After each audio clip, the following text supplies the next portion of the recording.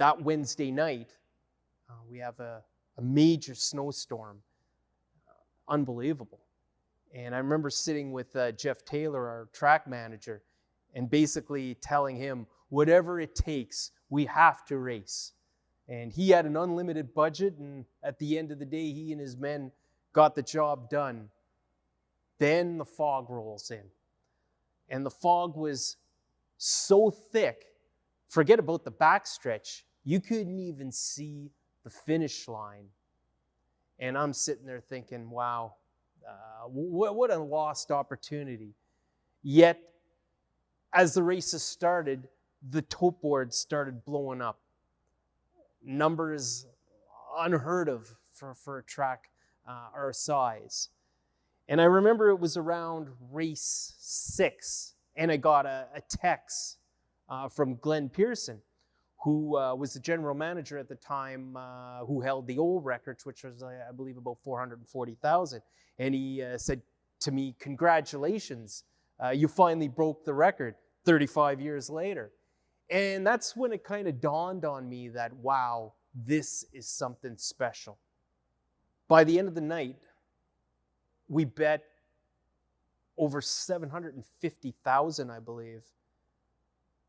And what was so shocking about that is that there was not one patron in the grandstand to witness it. COVID.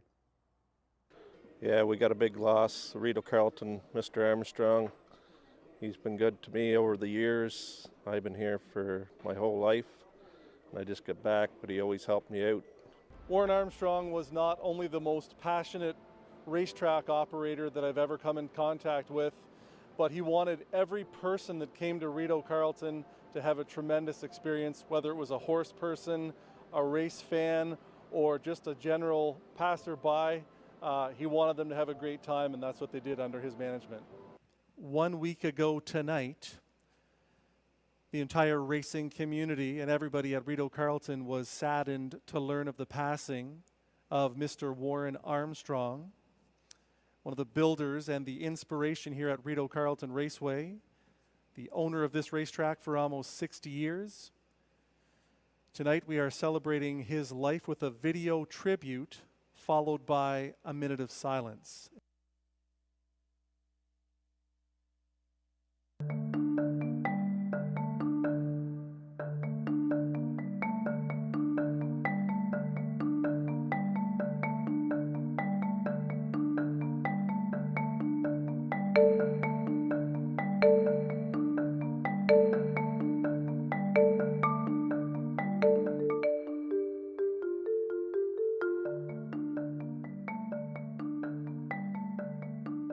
The fire services had to utilize a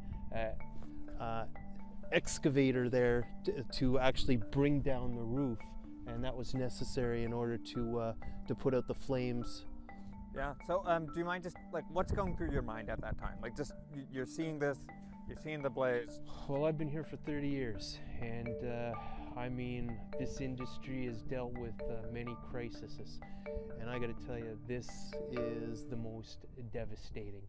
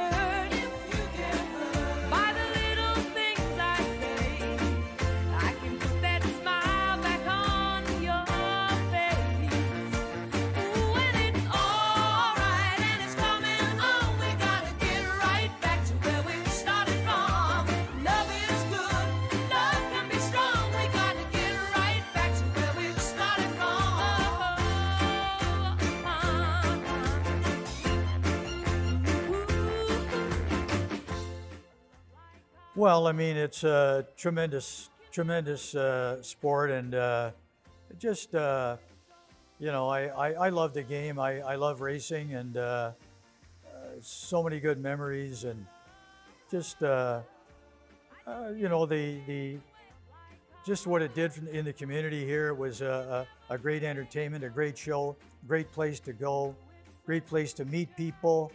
Harness horse people are some of the best people in the world, down to earth, salt of the earth people, fantastic people. And just, you know, the people, the camaraderie, those are the things that mean the most to me.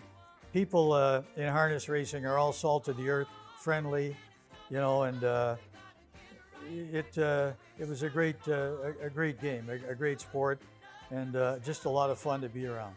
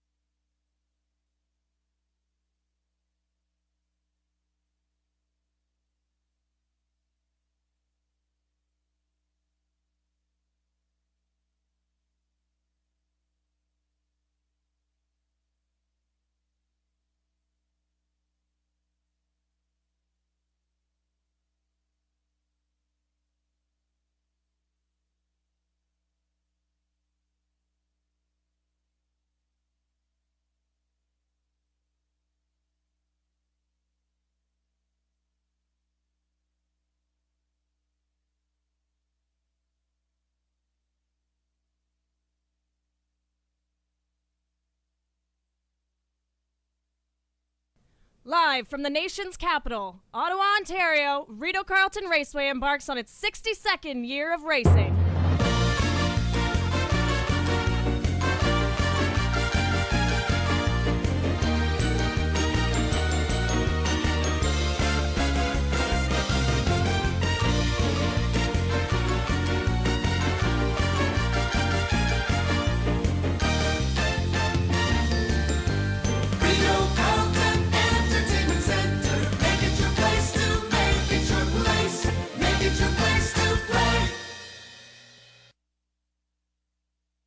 Hello, ladies and gentlemen. Welcome to Rideau Carleton Raceway on this Thursday, October 3rd. We've got 10 live races coming up, beginning with a 4 p.m. post time, about 20 minutes from now. It's our 52nd race date of the 2024 meet. The track is fast, weather conditions partly cloudy skies, 21 degrees Celsius or 69 Fahrenheit. Winds are from the southwest at 19 kilometers an hour, 12 miles per hour. Humidity is at 55%.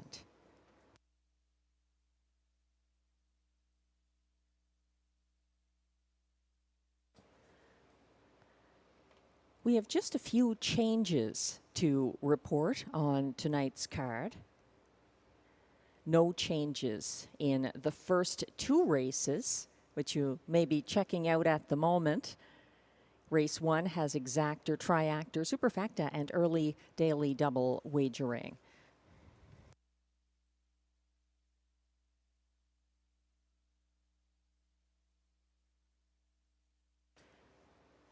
Just a reminder to patrons wanting to visit the track and enjoy this great weather. There's some work continuing on the side of the grandstand near the parking lot, and it's best to enter through the casino, and you can always ask a security guard to help guide you down to trackside level where you can watch this afternoon. We also have an important reminder that will be repeated a few times tonight, that on Sunday, October 6th, there will be no live racing here. It's Run for the Cure Day at Rideau Carleton. The live racing is being moved to Tuesday, October 8th at the same post time of 6:30 p.m.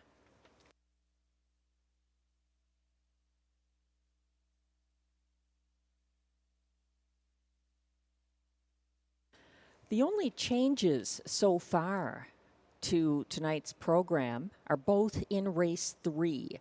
There's a driver change on number 2, Best Girl in Town, from Melanie Plourde to Stéphane Pouliot, and a vet scratch of 7, DG's Tesla. Those are both in race 3.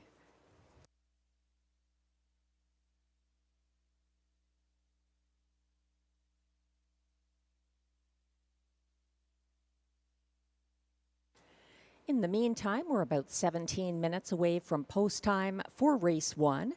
And the favorite is Dial Me Up from post 4, currently 1-9 on the tote board. The Yves Tessier trainee has been doing quite well at Rideau Carleton and gets some class relief here. She faced Speaker Nancy, Anna's Wish, and DA Temptation last week, and ended up 4th to that group. Of those mares, the only one in today's race 1 is the 5, DA Temptation, a surprising 14-1 at the moment. She was a show finisher and put in a good effort for trainer-driver Guy Gagnon. 14-1 on 5, DA Temptation, also getting some class relief here in upcoming race 1.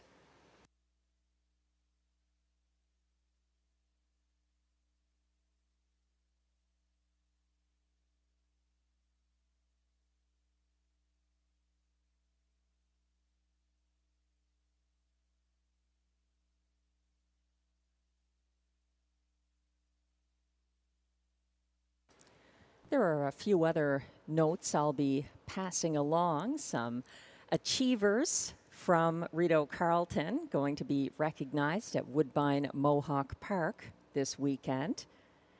First of all, I should mention that we have a qualifier coming up after today's card, 7:30 p.m.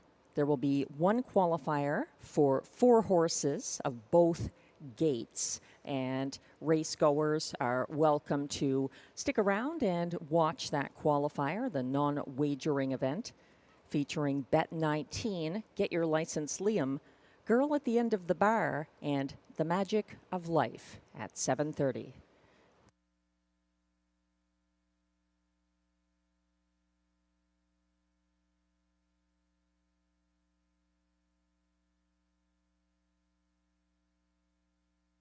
We're taking a look at changes now, and as mentioned, there are no changes in races 1 or 2. In race 3, we actually now have 3 changes to report. The driver change on 2, Best Girl in Town, going from Melanie Plourde to Stéphane Pouliot. The veterinary scratch of number 7, DG's Tesla, and now an equipment change on 8, DA Cinnamon Crunch, going from Open Bridle to Can't See Back.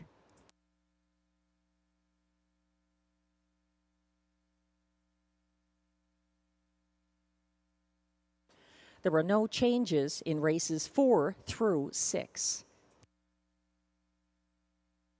We have a late equipment change in race 7 on number 5, Mask of Zorro. He goes from blind to open bridle. That's Mask of Zorro in race 7. There are no changes in races 8, 9, or 10. And the also eligible in race 10, He's Stalking You, does not draw in.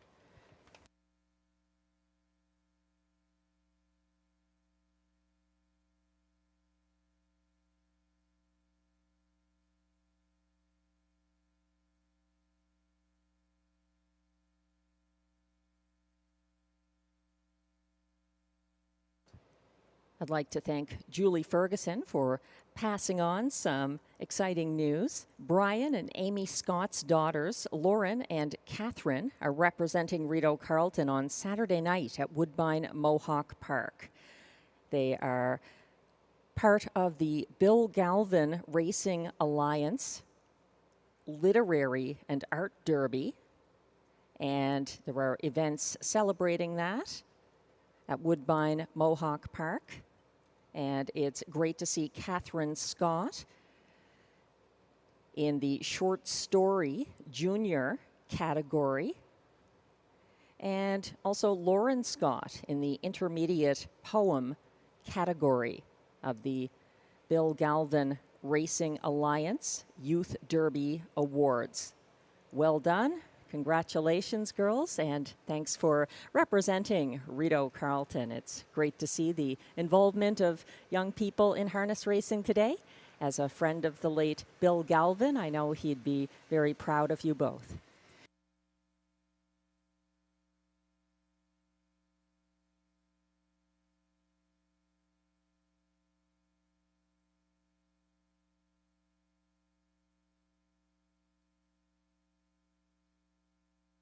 Did you know there are over 80 horses that are cared for and trained here at the Rideau Carleton backstretch?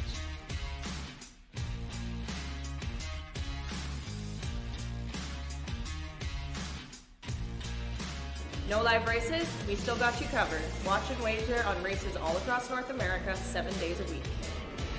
How much does it cost to play? It's free. Why would you pay to play?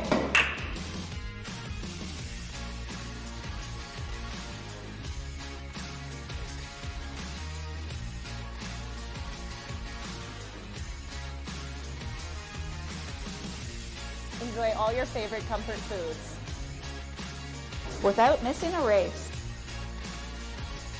Open 7 days a week. Horse racing at Rideau Carleton. So much more than live.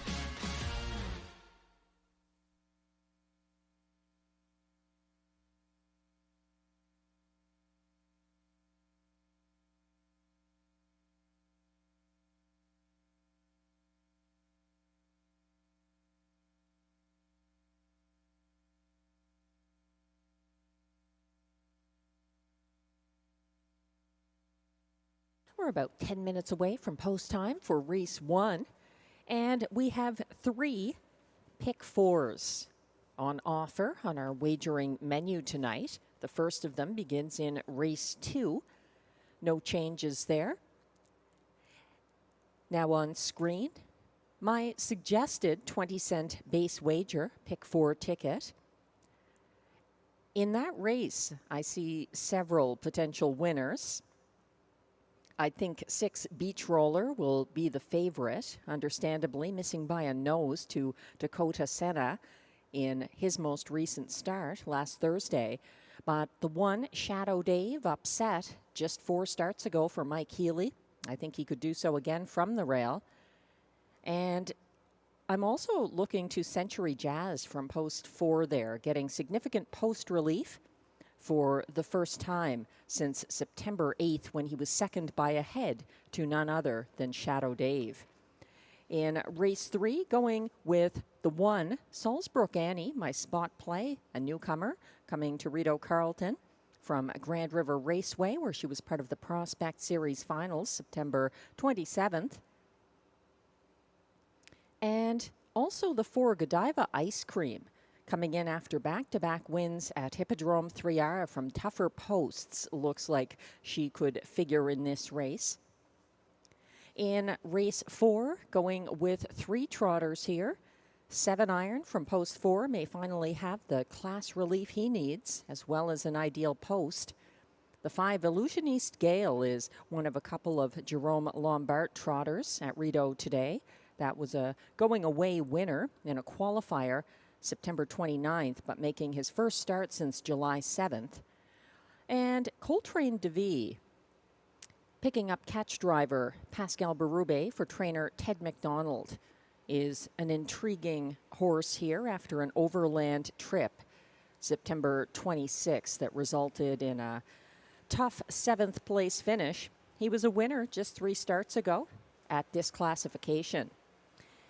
And in race 5, that's our feature this Thursday, the Preferred Handicap Trot. And what a good one. It's a field of 8 top-class trotters. And the 2 Only for Justice was a 2019 Ontario Sire Stakes Gold winner for Stéphane Brasseau at Rideau Carleton. He's back for the first time in a long time for trainer Jessica Turenne and driver Stéphane Brasseau. I'm also using the 6 Warrawi Exalt for Patrick Dillon and Ryan Guy. Very consistent, but with a tougher post. 5 all wrapped up, the beaten favorite after cutting the fractions in the most recent Preferred Handicap Trot for trainer-driver Guy Gagnon.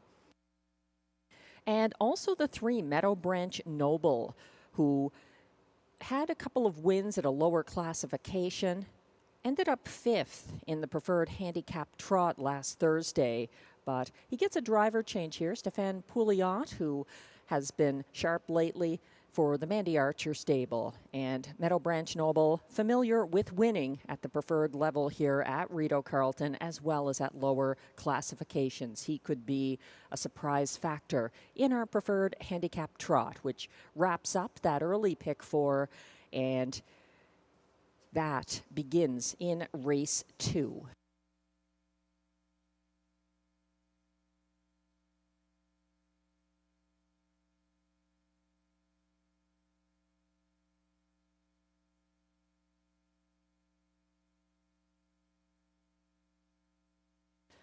Race 1 is coming up in about 6 minutes. It's a perfect day for live harness racing here in the Ottawa area. Rideau Carleton, always worth a visit if you're anywhere near Ottawa, especially on the weekend. If you're into the simulcasts, you can watch and wager in our simulcast lounge Saturday nights. Tammy Forgey's On Track free-to-play handicapping contest has a jackpot that is now over $1,000, and that is open to anyone in our trackside handicapping contest Saturday evenings.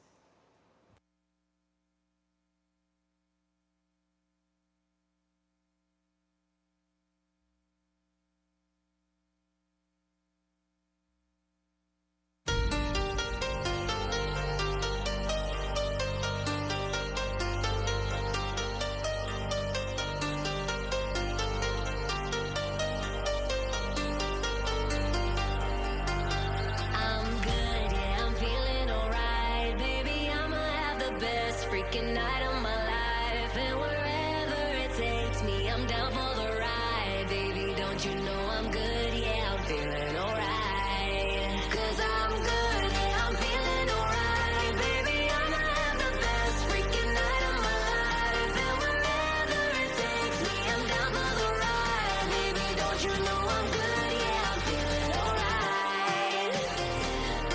'Cause I'm good, yeah, I'm feeling alright. Baby, I'ma have the best freaking night of my life. And wherever it takes me, I'm down for the ride. Baby, don't you know I'm good? Yeah, I'm feeling alright.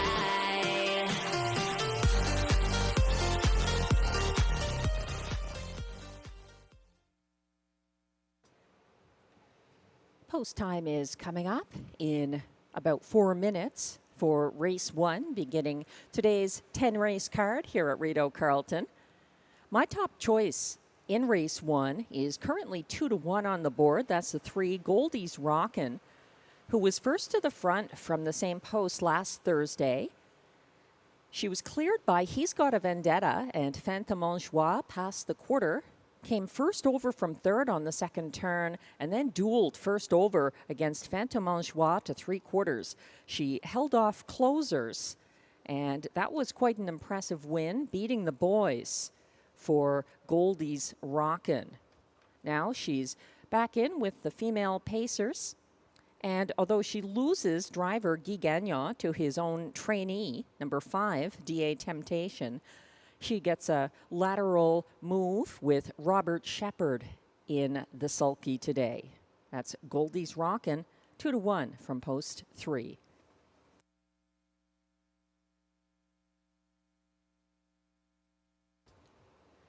Five, DA Temptation is 6-1, which is quite generous, in my opinion, for the class dropper. She won on a class drop to this level back on August 8th. DA Temptation was caught near the back of the field throughout the mile September 19th at a similar classification, but got away second to last here last Thursday.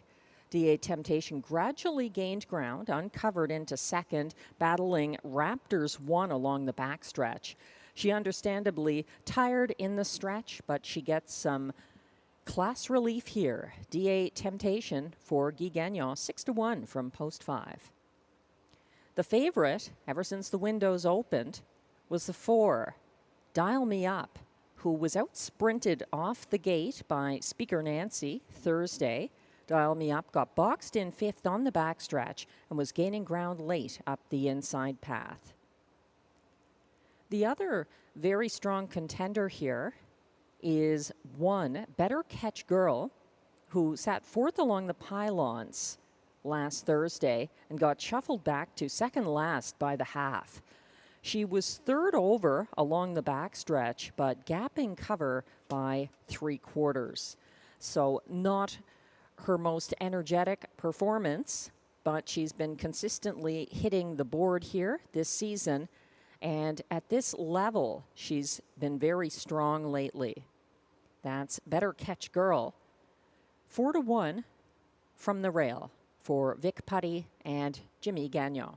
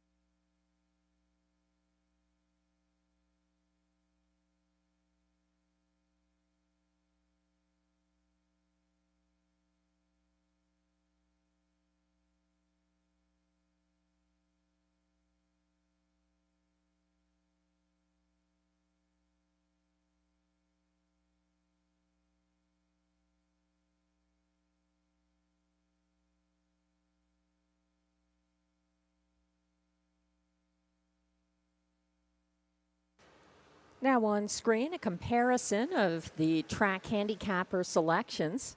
Glenn Pearson is going with the current 3-5 favorite from post 4, Dial Me Up, racing for trainer Yves Tessier and driver Pascal Berube. I'm using her in the show spot, and we both like the 5, DA Temptation, for place. Glenn has my top choice in the show spot. That's the 3, Goldie's Rockin', for Robert Bernicki and driver Robert Shepard. And to complete the superfecta, we are both using the 1, Better Catch Girl, for Vic Putty and Jimmy Gagnon.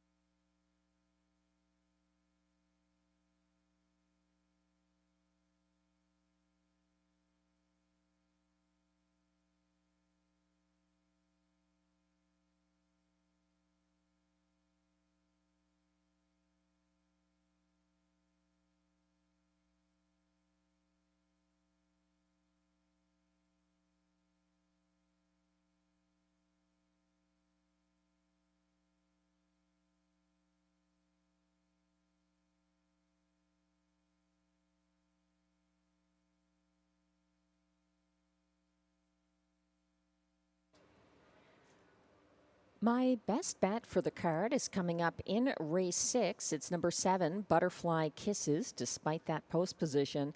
And the spot play is in race 3, from the rail, Salzbrook Annie. I'll get into why those are the top selections for a likely win and a long shot win coming up before those races. The horses are now approaching the track for the race 1 post parade.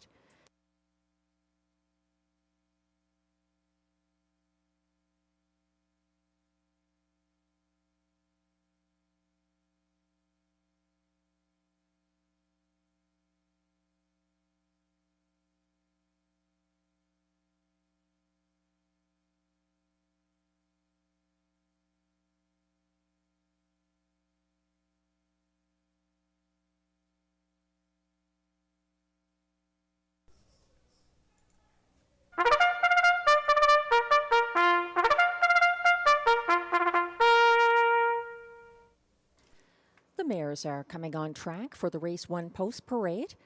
These fillies and mares are non-winners of $4,000 in their last 5 starts, also eligible non-winners of $25,000 lifetime and $18,000 claimers. They race for a purse of $7,000.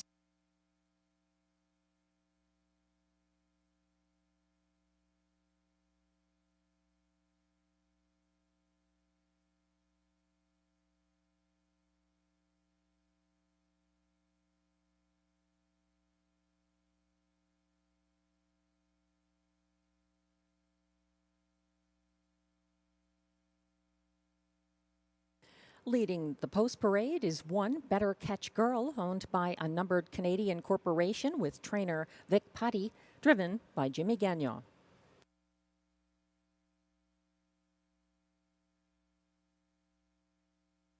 Two is Granny's Watching, owned by trainer Kevin Ben with Zachary Mills, Dennis Chadwick, and Paul Rashot.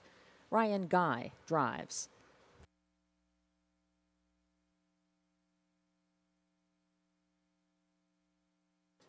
Three is Goldie's Rockin', owned by Sylvain Cote with trainer Robert Bernicki. Robert Shepard drives.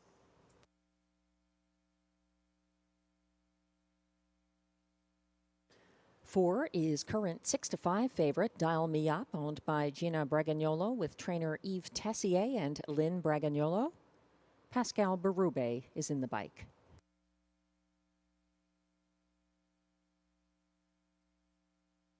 And completing the field from post 5, DA Temptation, owned by P.L. Yvon Mondu, trained and driven by Guy Gagnon.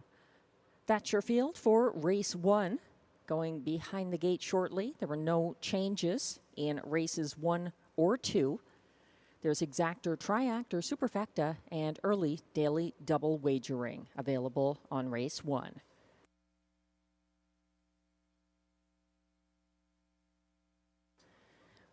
We're zooming in on the current favorite, 4 to 5 right now on number 4, Dial Me Up. 8 wins this season, and her fastest was just 3 starts ago, September 12th, going 1/5 of a second faster than the previous week when she won at a similar level to where she is today, also for Pascal Berube. She has a lot in her favor. That was actually a lifetime mark that the Alberta-bred mare took September 12th. But she's come close before.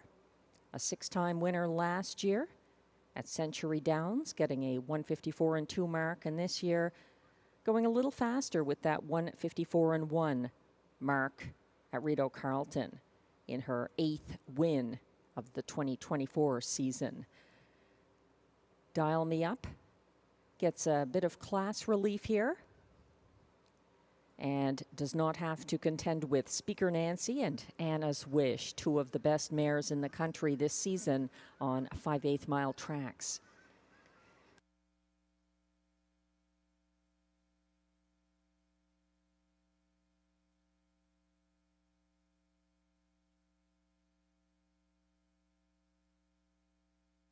It's still a competitive field here. DA Temptation from post 5 has that same advantage of the class drop for top trainer driver Guy Gagnon, and was a show finisher behind those 2 mares who are not in this field, Speaker Nancy and Anna's Wish, last Thursday at Rideau Carleton.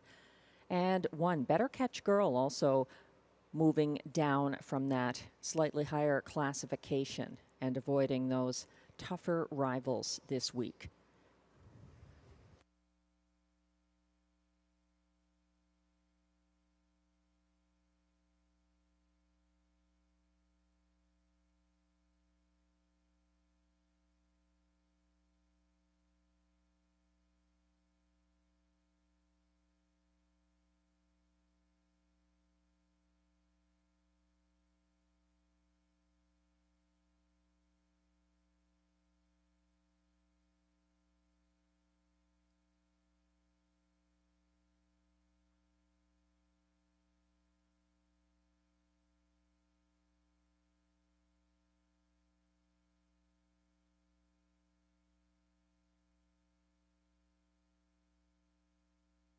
The starter has called the race 1 field. This is your last chance to wager on race 1, which kicks off the early daily double.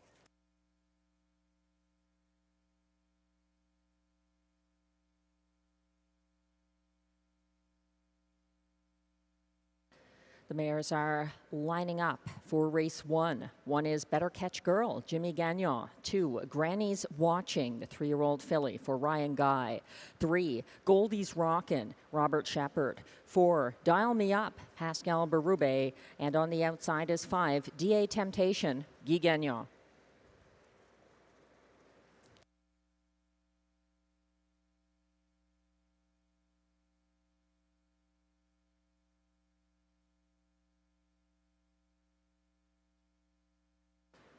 They're on the turn, approaching the backstretch.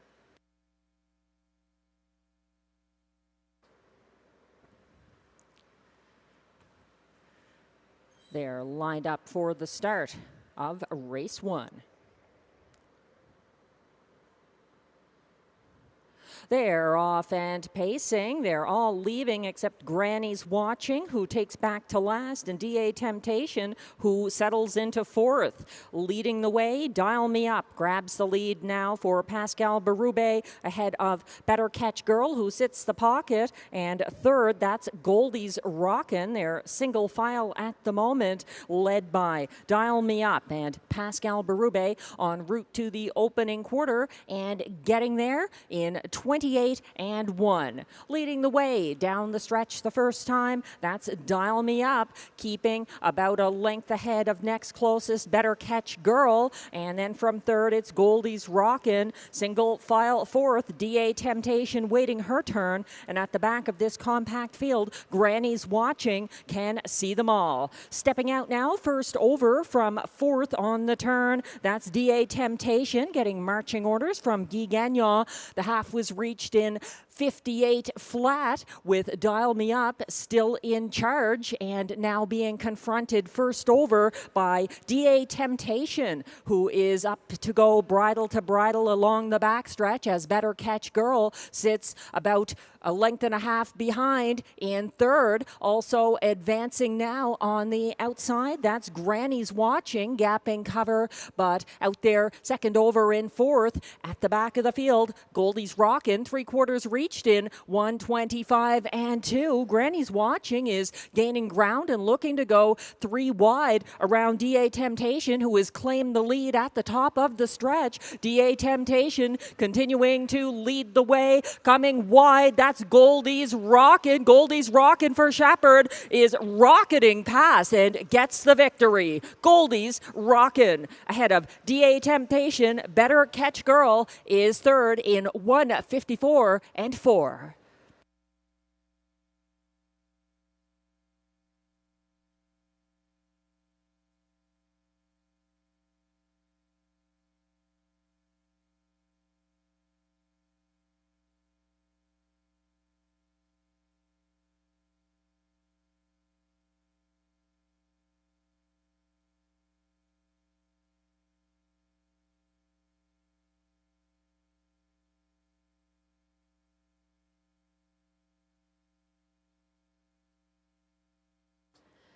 Late Speed got the job done there. Goldie's Rockin', powering to victory for Robert Shepherd. She's the winner, unofficially, of race 1, number 3, Goldie's Rockin', ahead of place finisher, number 5, DA Temptation. In the show spot, that was the 1, Better Catch Girl, ahead of 17-1 long shot, number 2, Granny's Watching, who was up for fourth. 3-5-1-2, your unofficial order of finish.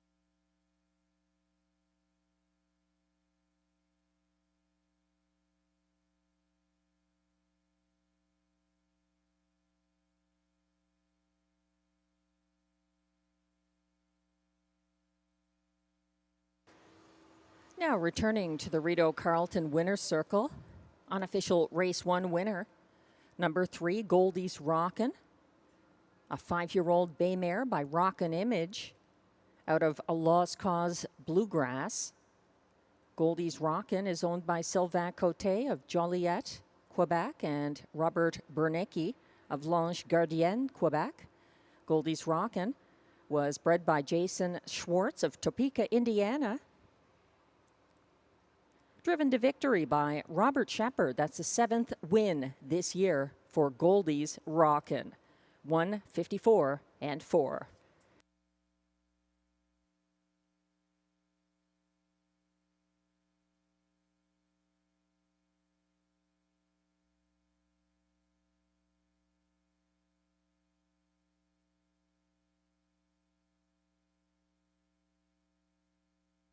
Race 1 is official and prices are posted. 3, Goldie's Rockin' returns $6.90 to win. The $2 exactor, 3-5, pays $32.50. $43.30. The $1 Triactor 351 returns $43.85. And the $1 Superfecta 3512 pays $94.75.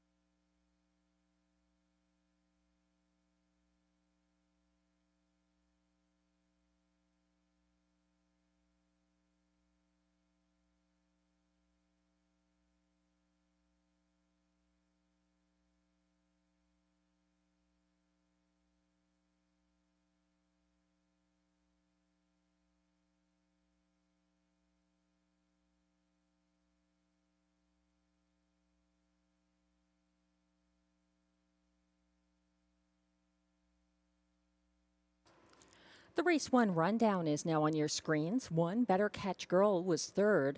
2, Granny's Watching was 4th. 3, Goldie's Rockin', the race winner for Robert Shepard. Beaten Even Money favorite number 4, Dial Me Up, was 5th. And 5, DA Temptation was 2nd. From the top down, your program should read 3-4-1-5-2. The fractions were 28 and 1 to the opening quarter, 58 flat to the half, 125 and 2 at 3/4, 154 and 4 the winning mile for Goldie's Rockin'.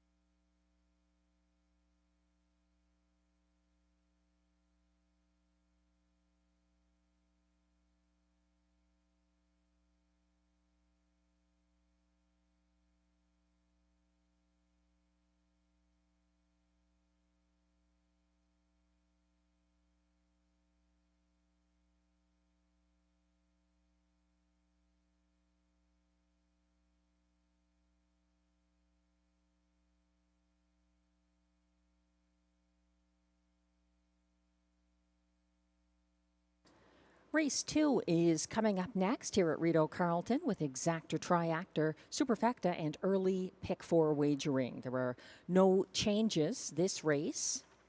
If you are playing the Pick 4, however, there are a few changes in Race 3 that I'll just mention again. In Race 3, number 2, Best Girl in Town, will be driven by Stefan Pouliot. The 7, DG's Tesla, is scratched. And the 8, DA Cinnamon Crunch in Race 3 goes from Open Bridle to Can't See Back. The current favorite in Race 2 at odds of 4-5 at the moment from Post 3 is Geisha's Treasure. for co-owner, trainer Vic Putty and driver Jimmy Gagnon. Some significant class relief for Geisha's Treasure working in his favor. And he was a winner here from this post at a slightly lower level just 3 starts ago for the same connections.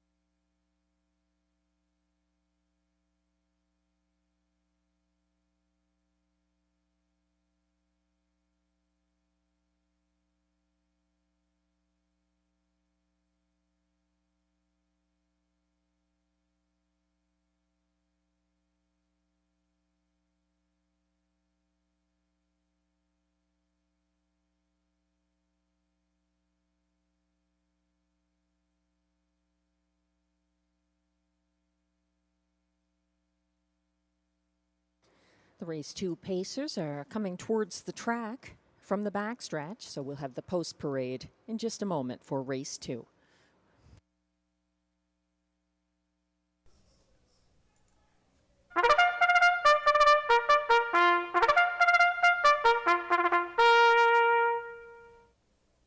And here comes that post parade for race 2. These pacers are non-winners of $15,000 or 3 races in 2023-2024. Also eligible $20,000 claimers for non-winners of $700 in their last 5 starts, and $20,000 claimers for non-winners of $27,500 lifetime who draw outside. The purse is $6,400.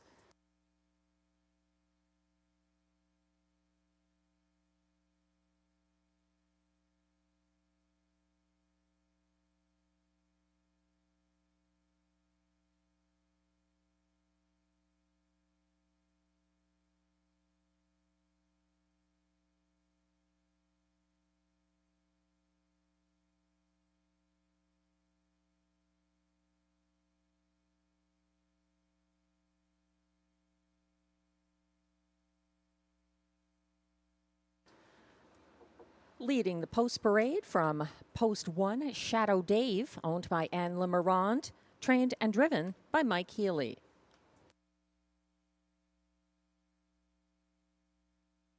Two is Souffle de Vie, owned by trainer Carol Ann Mallow Tetro, driven by Guy Gagnon.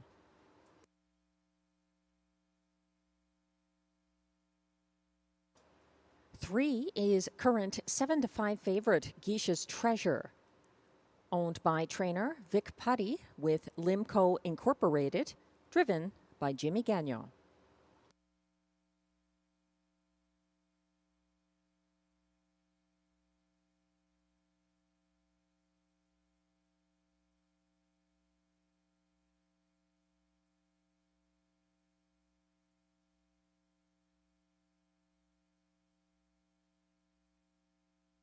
Four is Century Jazz, owned by Jess Dion, J.Y. Blais, with a numbered Quebec corporation, trained and driven by Stéphane Pouliot. 5 is Red Cape Party, owned, trained, and driven by Richard Simard.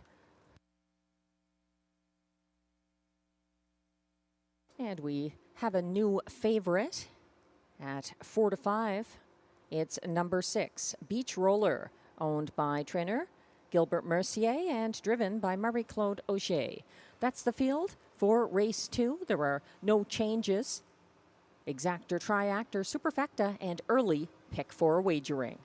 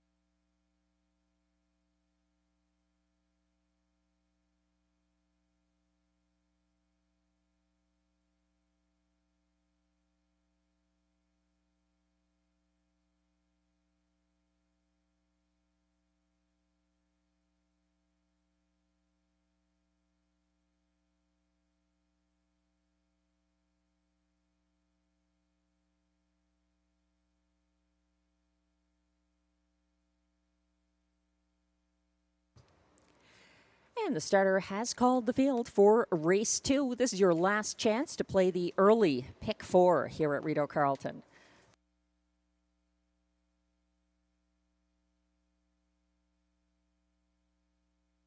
One is Shadow Dave for Mike Healy. 2, Souffle de Vie for Guy Gagnon. 3, Guiche's Treasure, Jimmy Gagnon. 4, Century Jazz, Stéphane Pouliot. 5, Red Cape Party, Richard Simard. And 6, Beach Roller for Marie-Claude Auger on the outside. And the field is on the turn, lined up and approaching the start for race 2 and the early pick 4.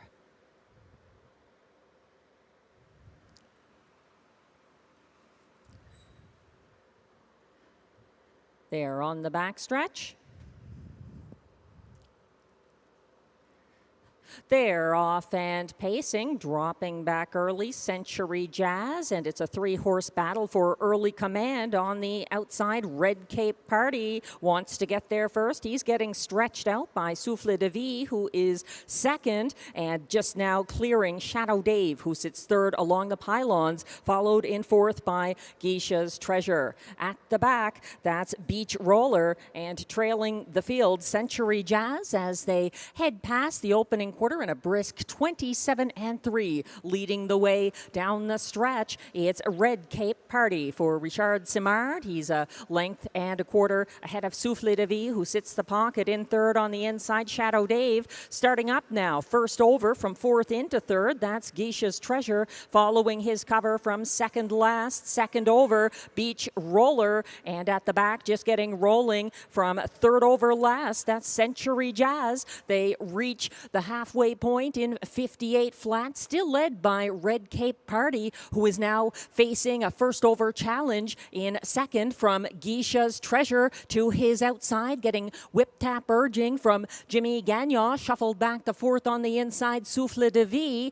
and Beach Roller is out there second over in third and rolling from the back of the field, looking to go 3 high now. He's out there in fourth, Century Jazz for Stéphane Pouliot at 3/4, 1:26.3 is the time. It's far from settled. Beach Roller is 3 wide and rolling past Guiche's Treasure and Red Cape Party at the top of the stretch. Beach Roller, Marie-Claude Auger sending him down the lane. He is in command, but narrowly also coming late. Shadow Dave down the center of the track. Century Jazz is wide, not going to catch Beach Roller, who wins by just over a length ahead of Shadow Dave and Century Jazz in 1:56.2.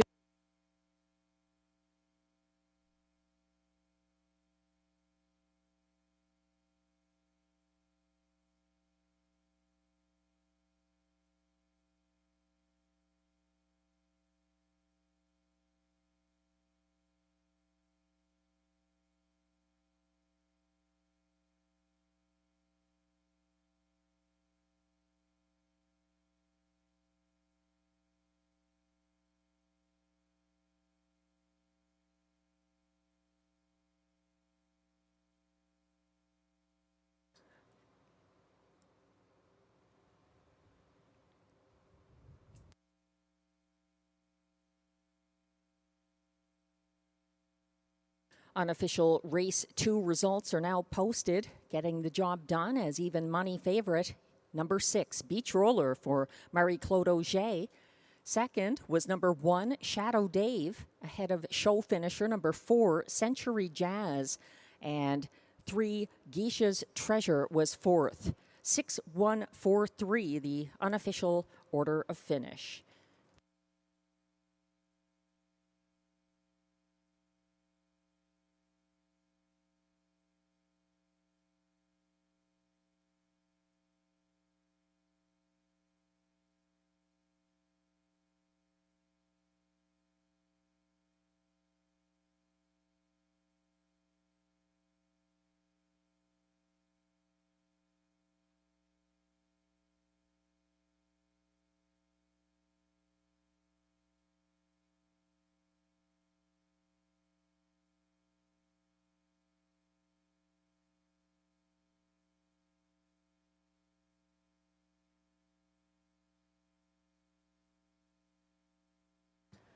I'd like to welcome back Gordon McDonald, the president of the National Capital Region Harness Horse Association, who dropped by the announcer's booth to say hello. Welcome back.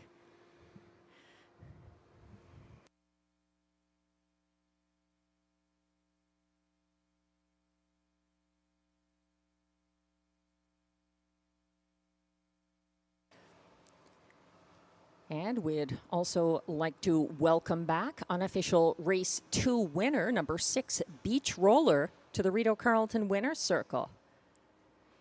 He's a 4-year-old bay gelding by Sunshine Beach out of Rollin Back to Me, owned by trainer Gilbert Mercier of Gatineau, Quebec. Beach Roller was bred by Blue Chip Bloodstock Incorporated of Wallkill, New York. Driven to victory by Marie-Claude Auger, 1:56.2, the winning mile. It's a 7th win this year for Beach Roller.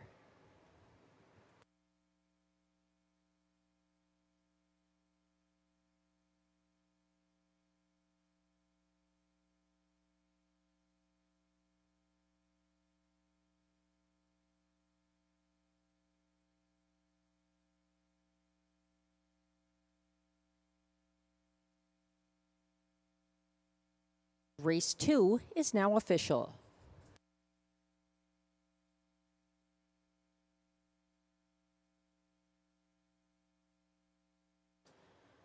Prices are posted for Race 2. 6 Beach Roller pays $4.10 to win. The $2 Exactor pays $11.60 for the 6-1 combination.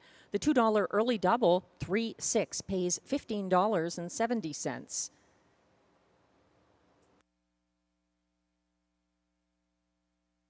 The $1 Triactor 614 pays $23.30, and it's $57 even for the $1 Superfecta 6143 $1 ticket.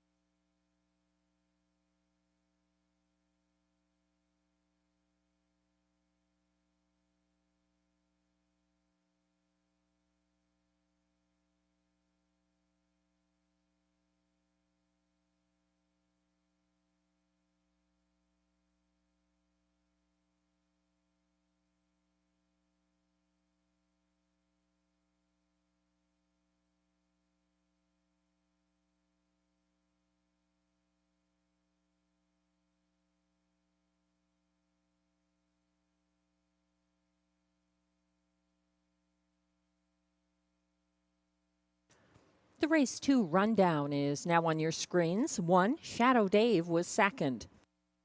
2, Souffle de Vie finished 6th. 3, Geisha's Treasure was 4th. 4, Century Jazz was 3rd. 5, Red Cape Party finished 5th.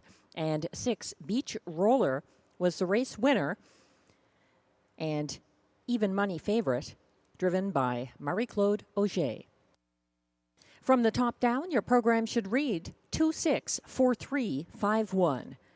The fractions were 27 and 3 to the opening quarter, 58 flat at the half, 126 and 3 at 3/4, 156 and 2, the winning mile for Beach Roller.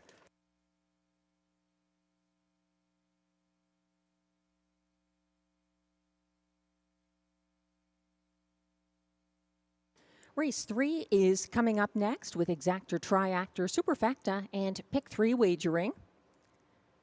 As previously mentioned, there are 3 changes in race 3.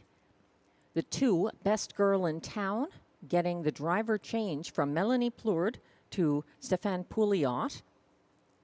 The 7 DG's Tesla is a vet scratch. And then there's an equipment change on 8, DA Cinnamon Crunch, going from open to can't see back bridle.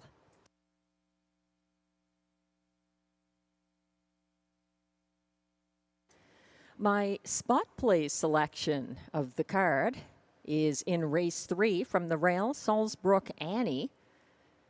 And I'm a little surprised she's so well received. She's the 3-5 favorite at the moment, making her Rideau debut. Salzbrook Annie, already a 7-time winner this year. She's a 3-year-old filly, well-bred, coming from Nova Scotia's Salzbrook Stables. And she's getting some class relief here. She's an OSS filly who was competing in the Prospect Series. She didn't get loose until late in the mile in her Prospect final, September 27th at 5/8 mile Grand River Raceway. The strong favorite won that race, Cheese Party. So Salzbrook Annie dropping in here. It looks like a good spot for her, teaming up with new trainer Isabelle Darvaux and driver Robert Shepard. Glenn Pearson agrees. He has also made Salzbrook Annie his top selection. She's 2-5 at the moment. For second, Glenn is going to the second tier starter, number 9, Monterey Jackie for Mandy Archer and Ryan Guy. Coming in off a victory here, September 29th for Robert Shepard, who now drives Salzbrook Annie. I'm using Monterey Jackie in my superfecta. I've got her in the 4th spot. For place, I'm using 4 Godiva Ice Cream, the 4-year-old mare coming in with significant post relief, even though she's slightly up in class. She had a couple of wins on the front end recently at Hippodrome 3R, September 15th and 22nd for Denis Saint-Pierre. Stéphane Brasseau getting the catch drive here on Godiva Ice Cream, my second choice from post 4. Glenn and I are also using the 5 in the mix here, GA Speed Matrix for co-owner, trainer, driver Guy Gagnon. She was a winner September 26th at this track, beating some good mares, including Monterey Jackie, who finished second that mile. G8 Speed Matrix from post 5, currently 5-1.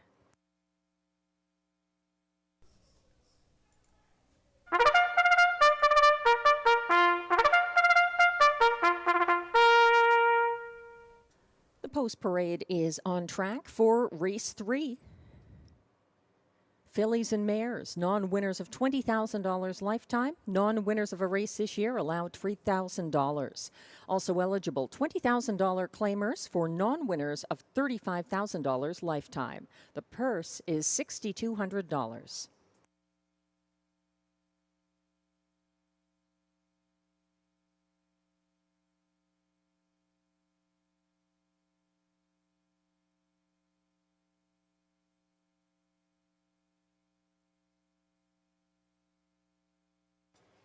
Leading the post parade is 1 Salzbrook Annie, owned by Daniel Gaudreau with Louis-Philippe Bois Racing and Michel Letarte. trained by Isabelle Darvaux, driven by Robert Shepard. She's the 3-5 favorite right now.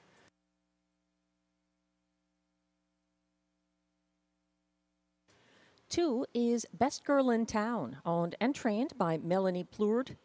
Note the driver change from Melanie Plourde to Stéphane Pouliot.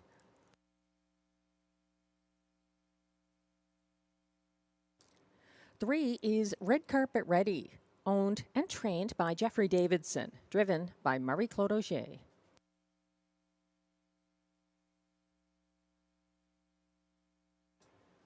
Four is Godiva Ice Cream, owned by trainer Raymond LaRose, driven by Stéphane Brosseau. Five is GA Speed Matrix, owned by Écurie Guy Gagnon, trained and driven by Guy Gagnon. Six is Ready for Fun, owned by Hut Racing Stable, trained by Vic Putty, driven by Jimmy Gagnon. Seven, DG's Tesla is a vet scratch. Eight is DA Cinnamon Crunch, owned by Keith Castle, trained by Macy Castle Smythe, driven by Pascal Berube, and note the bridle change on DA Cinnamon Crunch from open to can't see back. Completing the field from trailing post 9, Monterey Jackie, owned by Jamie Copley, Kimberly Eaton, and Peter Kirscher, trained by Mandy Archer, driven by Ryan Guy. That's the field for race 3, scratched down to a field of 8, with exactor, triactor, superfecta, and pick 3 wagering.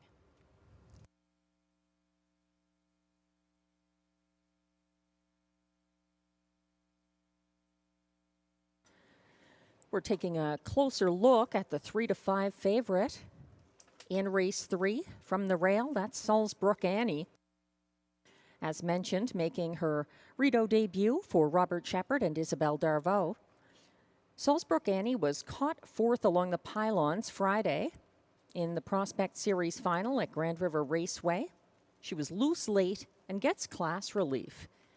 Another thing I like about this 3-year-old filly, she knows how to win, with 7 victories this season after going unraced last year. That's Salzbrook Annie, post 1. 3-5 favorite at the moment. Other contenders here, though. A juicy 10-1 on number 4, Godiva Ice Cream, who crossed over to clear Latte Sealster September 22nd at Hippodrome 3R. Then she fought off a challenge by Kahlua Morning and parked. Second challenger, Introduce Yourself, past the half. Godiva Ice Cream wired for Guy Gagnon September 3rd, 2023 at a lower level here at Rideau Carleton. And this is her debut for driver Stéphane Brosseau. Number 4, Godiva Ice Cream, drifting up to 11-1. 5, GA Speed Matrix is 9-2 on the board. She returned a Rideau winner Thursday of last week. She was first to the front, cleared by Senorita I Am past the quarter, and sat the pocket to the top of the stretch before making a move up the passing lane and holding off a late challenge from Monterey Jackie, who's 9-2 right now from the trailing post. Monterey Jackie was a front-end going-away winner here Sunday for Robert Shepard, who's now aboard Salzbrook Annie. It's a quick turnaround for Monterey Jackie, but she moves to the second tier, and she is slightly up in class here.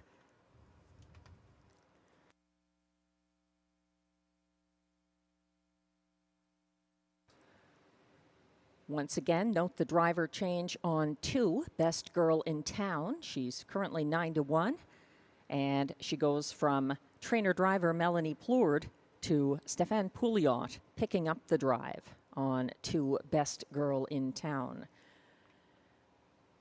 8, DA Cinnamon Crunch looked good scoring down for Pascal Berube, the catch driver here, as Ryan Guy has moved to the 9, Monterey Jackie, after being the regular driver for most of D.A. Cinnamon Crunch's season. With the bridle change, she might be worth putting into exotics, going from open to can't see back bridle, and Pascal Berube driving D.A. Cinnamon Crunch. From post 8, she's 18-1, and the post is a little less suspect now that 7 DG's Tesla is scratched as well. It's not quite as tough a post.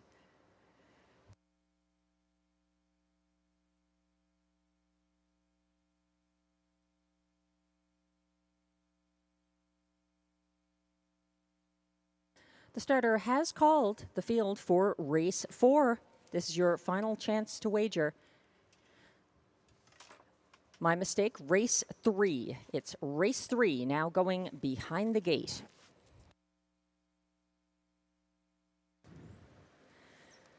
They're lining up, led by 1, Salzbrook Annie for Robert Shepard. 2 is Best Girl in Town, Stéphane Pouliot. 3, Red Carpet Ready, Marie-Claude Auger. 4, Godiva Ice Cream, Stéphane Brasseau. 5, GA Speed Matrix, Guy Gagnon. 6, Ready for Fun, Jimmy Gagnon. 7, DG's Tesla is scratched. 8 is DA Cinnamon Crunch for Pascal Berube. And the trailer is 9, Monterey Jackie for Ryan Guy. Lagging behind, Red Carpet Ready and Monterey Jackie are trying to catch the field on the backstretch. They're all lined up. Still a few lengths back is Monterey Jackie.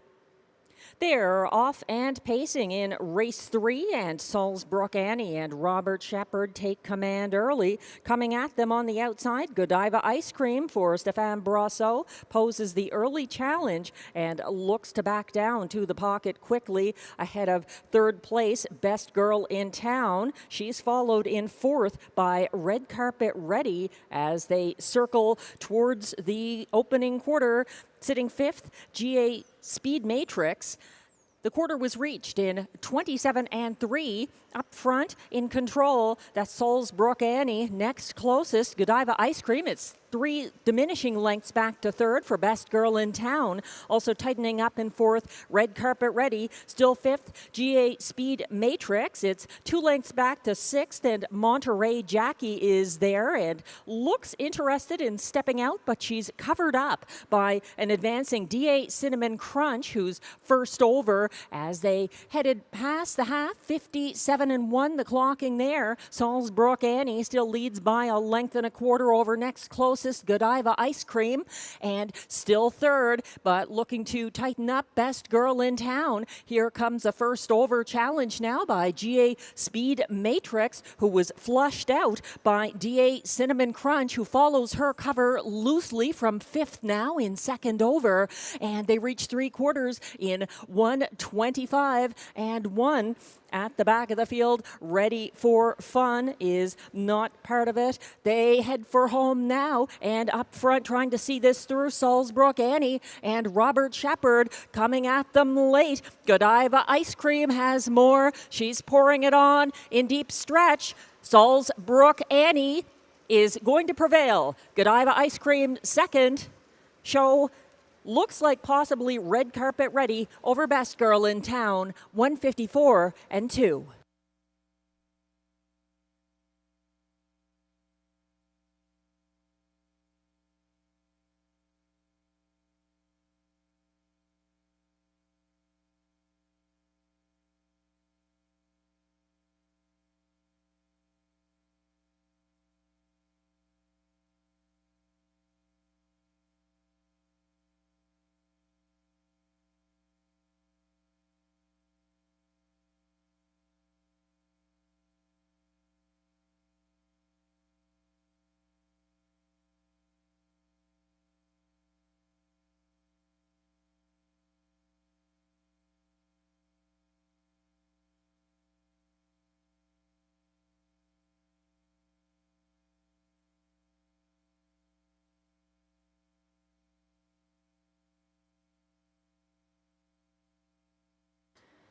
Unofficial results are now posted for race 3.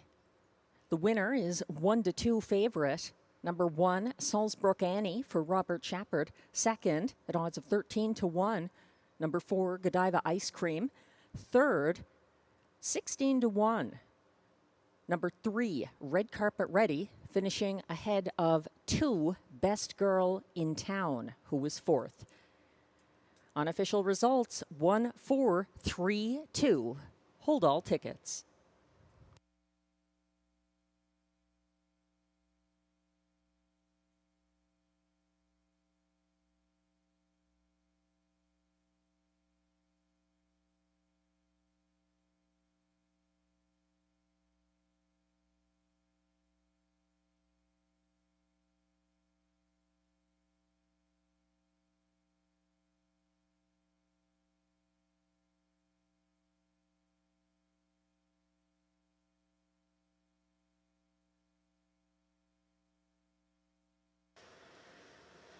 Now coming back to the Rideau Carleton Winner's Circle. It's an Ontario Racing Tips from the Pros winning spot play selection for today's card. Number 1, Salzbrook Annie.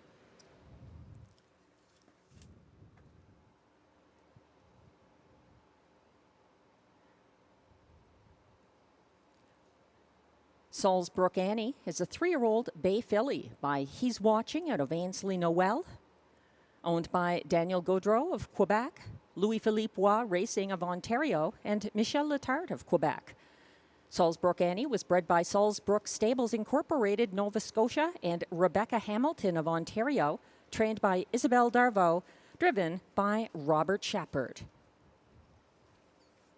1:54-2. The time of victory, number 8 for Salzbrook Annie.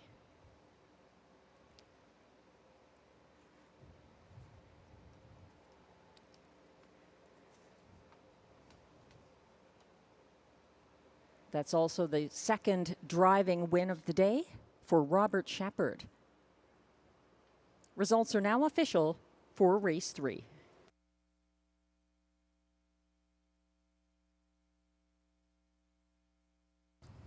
Prices are posted for race 3. 1, Salzbrook Annie returns $3 to win. The $2 exactor, 1-4, pays $26.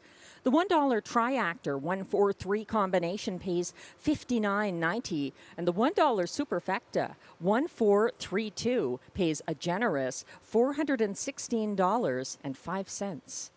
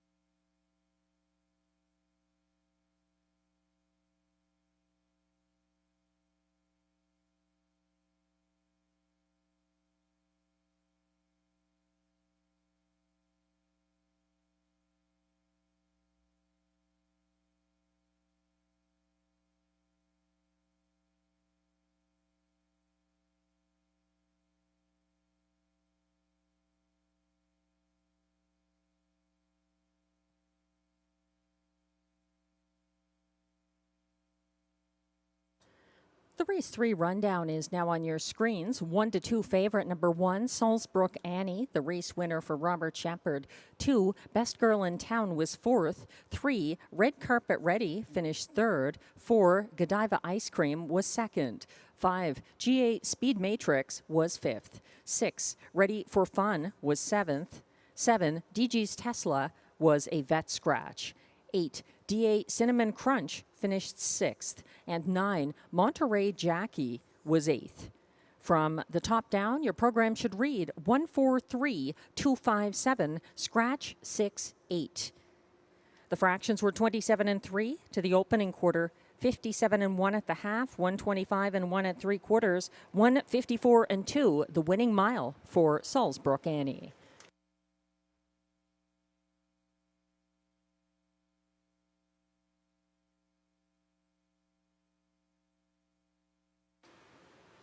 Race 4 is coming up next with Exactor, Triactor, Superfecta, and Middle Pick 4 wagering.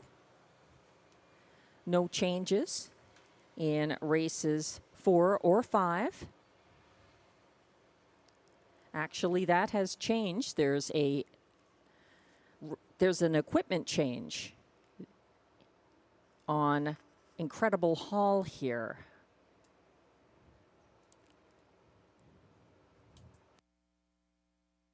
We'll just confirm that and get back to you momentarily.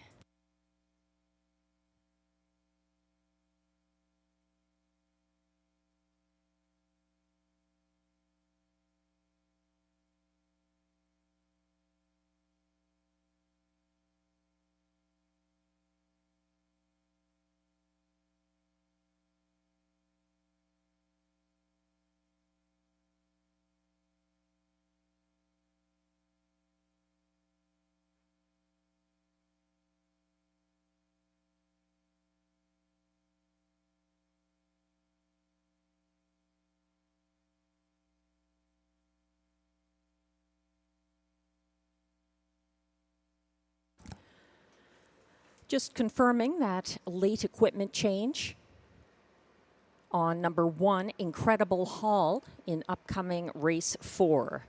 He is going from blinkers to blind bridle. That's the 1, Incredible Hall, currently 11-1 here, going from blinkers to blind.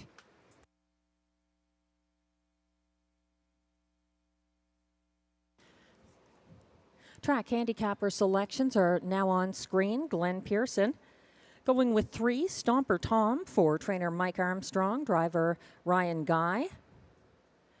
And then he's using 6, Charlie Barr, the class dropper, in the place spot, ahead of 4, 7 Iron for show, and then completing his superfecta with 2, Coltrane DeVee. I see it slightly differently. I'm putting the 4, 7 Iron on top here. The Vic Putty trainee getting catch driver Jimmy Gagnon today. And I think that could make a difference, as well as the class relief. We'll find out soon enough. The horses are coming on track for the race 4 post parade.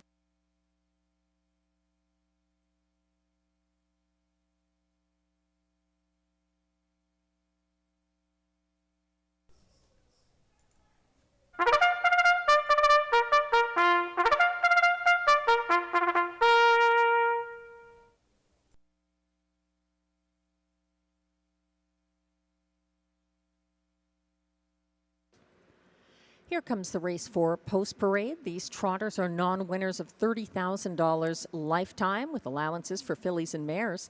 Also eligible, non-winners of $1,500 in their last 5 starts or 1 race in 2024. They compete for a purse of $6,800.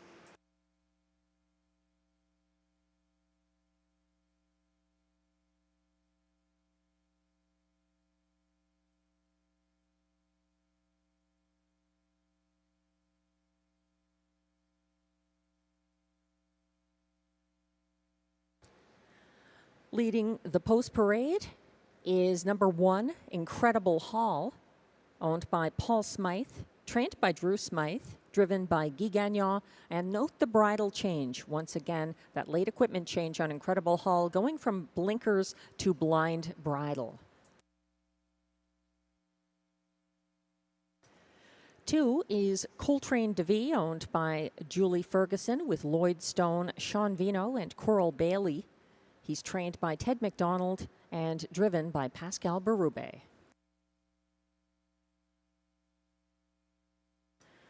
3 is Stomper Tom, owned by Wade and Philippe Toussignan, trained by Mike Armstrong, driven by Ryan Guy.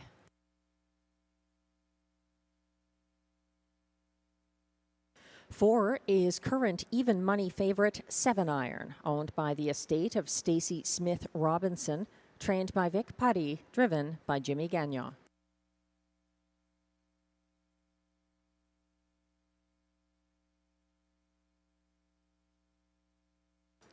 5 is Illusioniste Gale, owned, trained, and driven by Jerome Lombard.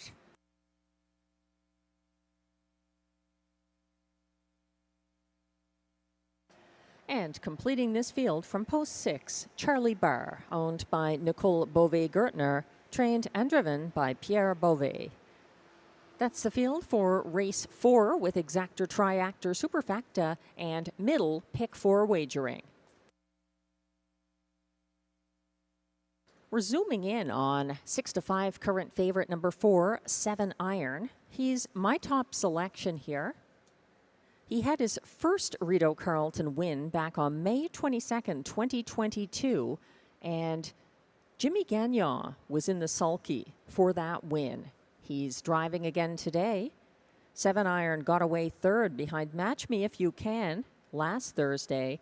He was gapping at 3/4 and faded, but he gets class relief here. Not having to deal with Match Me If You Can or Cleveland Massimo or Eyes of Justice in this field. And that could help his cause. He's winless in 22 starts this season, but being reunited with Jimmy Gagnon, who's won with him before at this track, he's a 3-2 favorite right now from post 4. That's 7 Iron. I'm surprised by the 17-1 on number 5, Illusioniste Gale, who broke his maiden here on June 1st, 2023. Illusioniste Gale wired in a lifetime best, 158-1 on May 16th at a lower classification here. He qualified at Hippodrome 3R on Sunday, beating one trotter. This is his first start since July 7th, however. It was still an impressive qualifier on Sunday at Trois-Rivières for number 5, Illusioniste Gale, winning by 4.5 open lengths over Mr. Logan Mirox.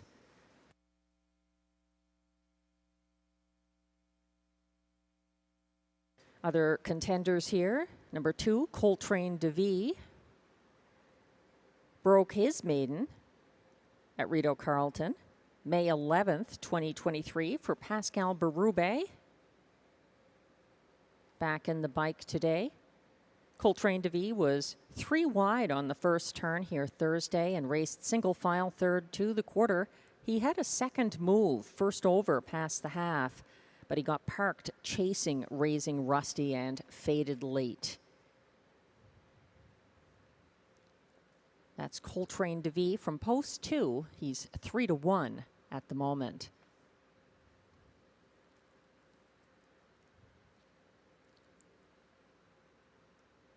They'll be lining up shortly for race 4, kicking off our second of 3 pick 4s on this Thursday afternoon card at Rideau Carleton. It's a good time to put out another reminder that the race date originally scheduled for Sunday, October 6th, has been moved to Tuesday, October 8th at the same post time, 6:30 p.m.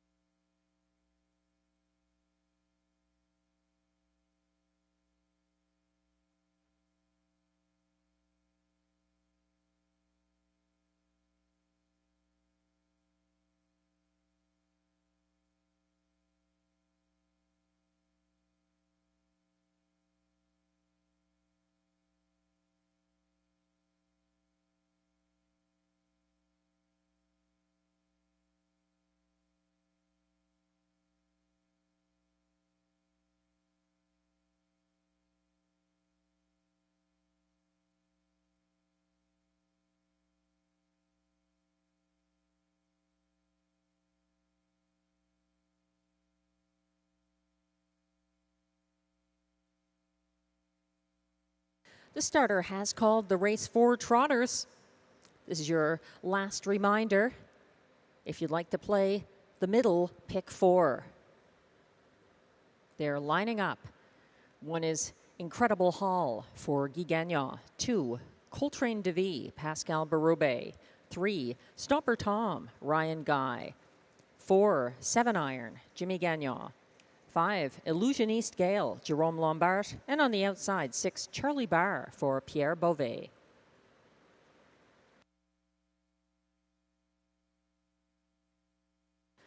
They're on the turn with Incredible Hall and Stomper Tom, the last to get in line.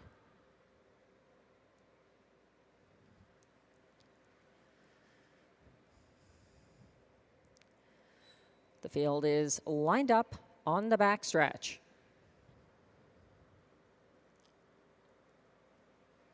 They're off and trotting and leaving like a match team. Coltrane DeVie and Stomper Tom getting involved early. And how's that for gate speed? Charlie Barr and Pierre Beauvais soaring to the early lead, taking it away from Coltrane DeVie, who is now a length and a half behind, sitting second from the pocket. Here's a first over move into third from Stomper Tom, who's not done yet. Fourth on the inside is the roan Incredible Hall as they pass the opening quarter. Charlie Barr leading the way, and he is keeping just over a length ahead of next closest Coltrane DeVie, making his way now. First over from fourth into third is 7 Iron. Caught inside third is Stomper Tom, following from fifth along the pylons. That's Incredible Hall. At the back of the field, Illusioniste Gale. They're on the turn now, headed to the halfway point with Charlie Barr unchallenged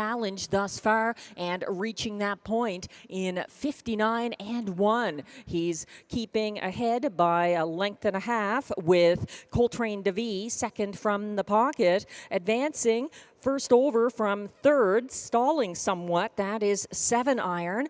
To his inside, fighting back. Stomper Tom is fourth along the pylons, setting sail from second over now. Fifth, that's Incredible Hall. And at the back, dropping out, Illusioniste Gale. 3/4 reached in 1:27 and 2. Still leading. Charlie Barr has yet to be threatened. Coltrane DeVie may change that now. He's getting taps from Pascal Berube, and coming after Charlie Barr down the stretch. Further back, Stomper Tom trying to catch up to the leaders. Charlie Barr trying to see this through on the front end for Pierre Beauvais, and he does, finishing a half length ahead of Coltrane DeVie. 7 Iron was third in 1:58 and 1.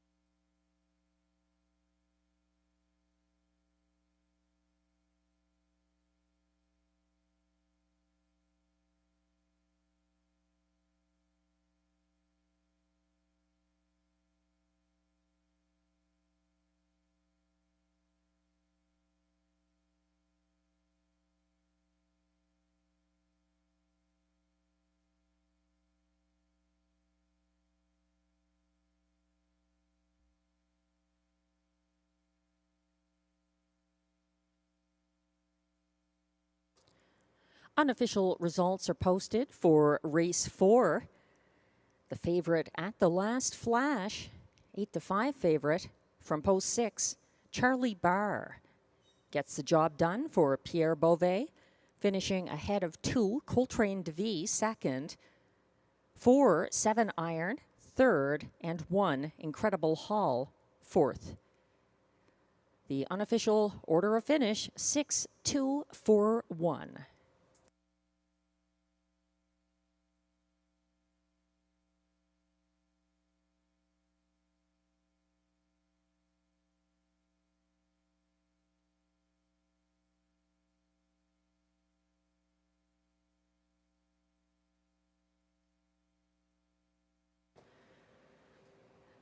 Now coming back to the Rideau Carleton Winner's Circle. Unofficial race 4 winner, number 6, Charlie Barr. A 5-year-old bay gelding by Bar Hopping out of August Revenue. Owned by Nicole Beauvais-Gertner of Apple Hill, Ontario. Charlie Barr was bred by Annette Royden of Vermont and Jeffrey Rose of Massachusetts. Trained and driven by Pierre Beauvais, who's handling all the duties in the winner's circle as well. 158-1. A seasonal best in 2024, win number 3 for Charlie Barr.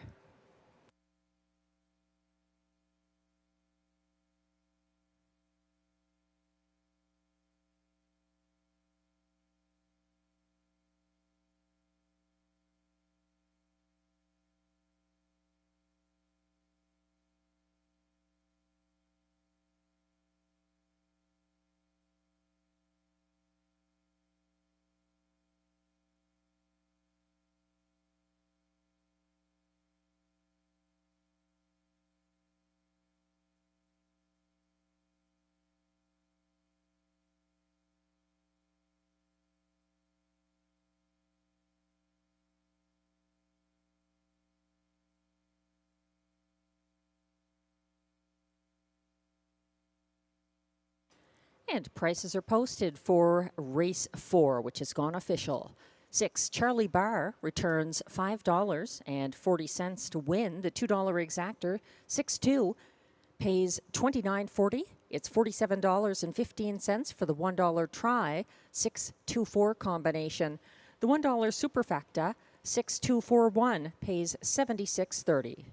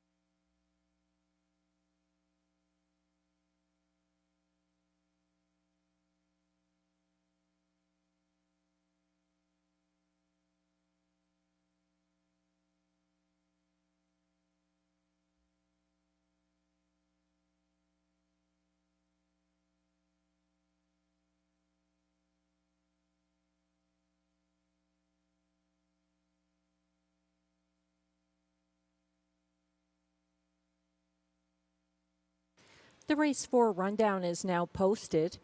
1, Incredible Hall was 4th. 2, Coltrane DeVee was 2nd. 3, Stomper Tom, 5th. 4, 7 Iron, 3rd. 5, Illusioniste Gale was 6th. And 6, Charlie Barr, the 8-5 winning favorite for trainer-driver Pierre Beauvais. From the top down, your program should read 425-361. The fractions were 28-3 to the opening quarter, 59-1 at the half, 127-2 at 3/4, and the final time 158-1. The seasonal best for Charlie Barr.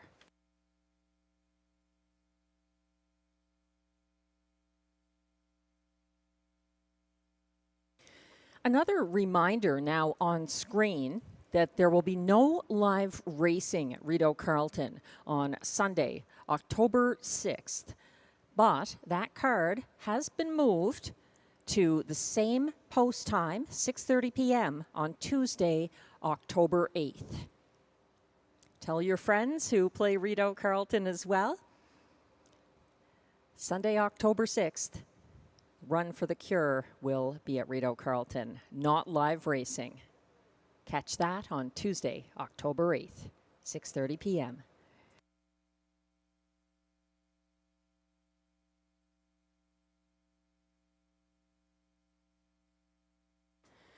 Race 5 is coming up next. That's our Thursday feature, the Preferred Handicap Trot with Exactor, Triactor, Superfecta, and Pick 3 wagering. There were no changes in Race 5. It's a competitive field of 8 top-class trotters. The current favorite from Post 5 is the second choice now at 7-5. All wrapped up, was the favorite. Favoritism has now drifted to 4, the Great Emotion for owner-trainer Cassandra Lacourte and driver Pascal Berube, the even money top choice in our Preferred Handicap Trot.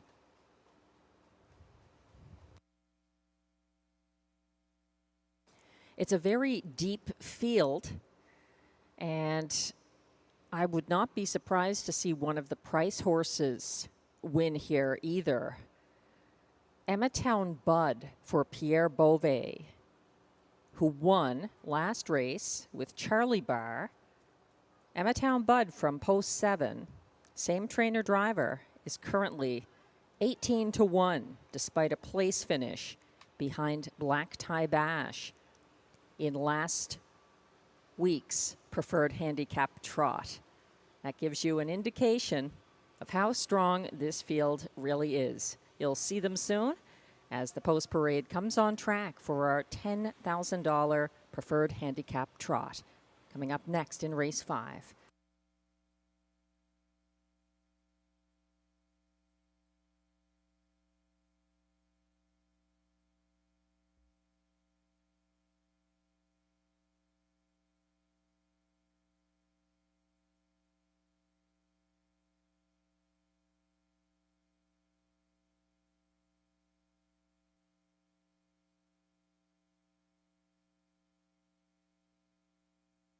For the horse players looking ahead and wondering where's the pick 5, it's in Race 6.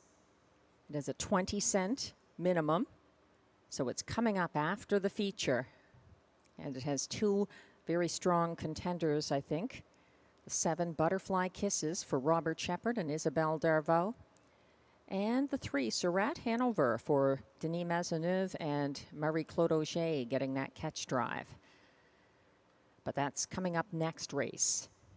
Our one and only pick 5 for the Thursday card at Rideau Carleton, starting in Race 6.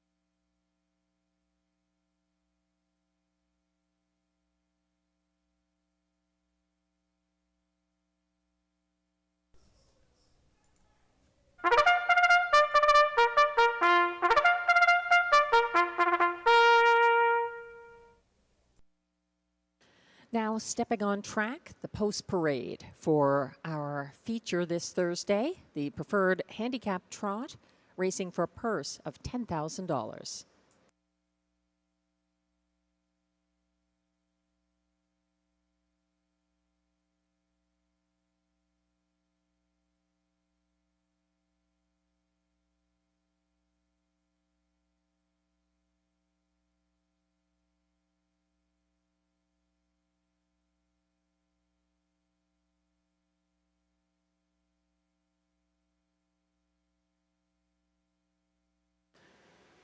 One is Duc La Victoire, owned by Suzanne La Victoire, trained by André Lachance and driven by Marie-Claude Auger.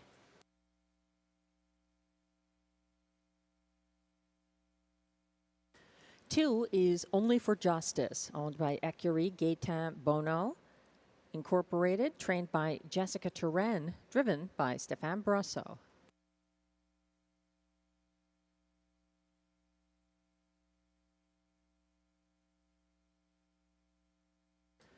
Three is Meadow Branch Noble, owned by Jamie Copley, trained by Mandy Archer, driven by Stéphane Pouliot.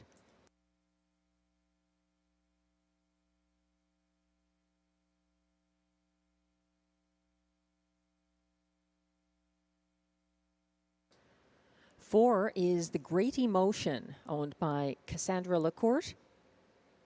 She is also the trainer. Pascal Berube drives.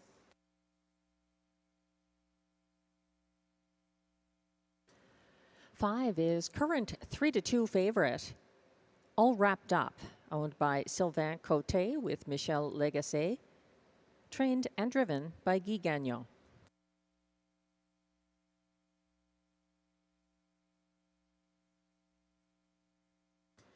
Six is War We Exalt, owned by trainer Patrick Dillon with Paddy Hoskin. Ryan Guy is in the sulky.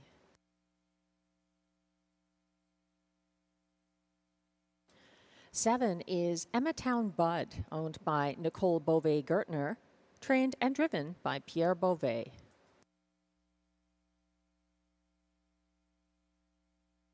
And completing the field from post 8, Black Tie Bash, owned by driver Robert Shepard and trained by Isabelle Darvaux. That's the field for race 5, the preferred handicap trot. There were no changes. There's exactor, triactor, superfecta, and pick 3 wagering.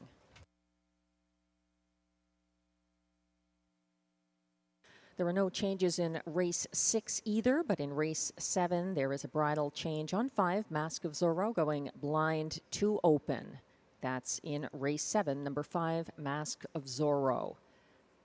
That's the third race in this pick 3 sequence that begins in race 5. We're zooming in on All Wrapped Up, the 6-5 favorite from post 5 for Guy Gagnon. In the most recent preferred handicap trot here, today's number 6, War We Exalt, had post 7, and he took charge early.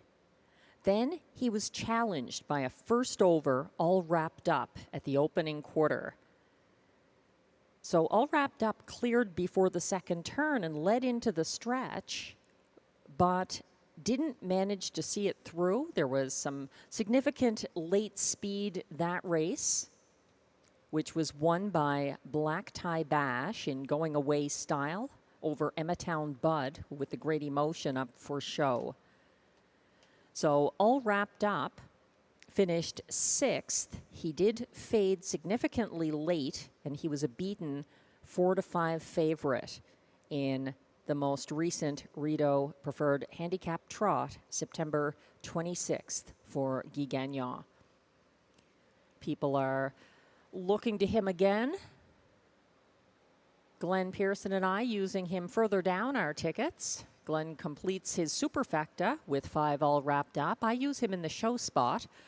Glenn is going to assigned post 8 for Black Tie Bash, a recent winner from post 5 at this level. I'm not convinced he can overcome the post position, but he's 3-1 at the moment, and he's definitely worth playing if you think he can go back to back. He's a powerful closer, and Robert Shepard definitely having a good night driving so far. I'm putting the two Only for Justice on top, 15-1 at the moment. Glenn and I are both using 6 War We Exalt in the place spot. He's been incredibly consistent for Patrick Dillon and Ryan Guy this meet at this level. In the show spot, Glenn likes 7 Emmatown Bud for Pierre Beauvais. And to complete my superfecta, I went with 3 Meadow Branch Noble from the Mandy Archer stable. Stéphane Pouliot getting the catch drive here, as other recent catch drivers are aboard other horses. Robert Shepard driving his own Black Tie Bash here takes him out of contention from driving Meadow Branch Noble.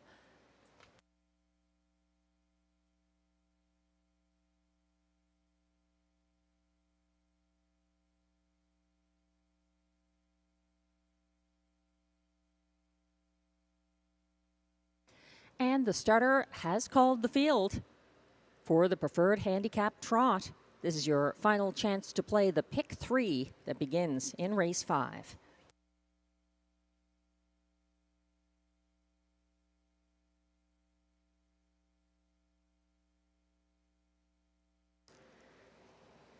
The top class trotters are lining up, led by 1, Duc La Victoire for Marie-Claude Auger. 2 is Only for Justice, Stéphane Brosseau. 3, Meadow Branch Noble, Stéphane Pouliot. 4, The Great Emotion, Pascal Berube. 5, All Wrapped Up for Guy Gagnon. 6, War We Exalt, Ryan Guy. 7, Emmatown Bud, Pierre Beauvais. And on the outside, post 8, Black Tie Bash for Robert Shepard. They're staggered at the moment, but gradually lining up on the turn as they approach the backstretch for the start of our Thursday feature.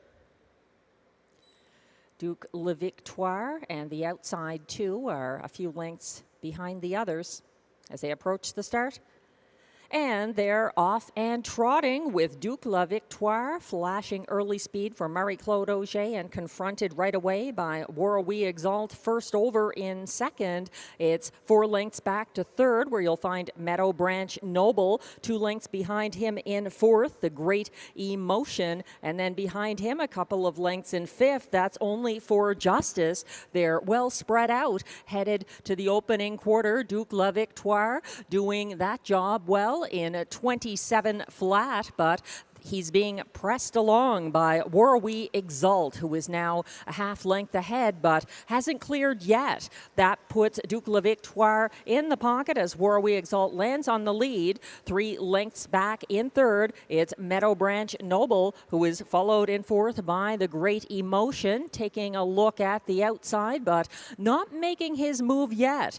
Racing from fifth, Only for Justice. They went by the half in 56 and 2, still led by War We Exalt. Here comes Meadow Branch Noble, tipping first over from third. He's outside of second place Duc La Victoire, who guards the pocket position, and gaining ground along the backstretch. A 3-wide move from All Wrapped Up, who moves past The Great Emotion, parked second over, and now looking to follow him. Caught inside in sixth, Only for Justice lacks racing room, coming on from the back of the field. He's second last but moving. That's Emmatown Bud. And at the back of the field, a lot of work ahead for Black Tie Bash. 3/4 was reached some time ago in 1:25 and 1. War We Exalt on the front end as All Wrapped Up comes to him on the outside, and Duc La Victoire sits third. They're chasing to the wire. All Wrapped Up puts a bow on it for Guy Gagnon. Second,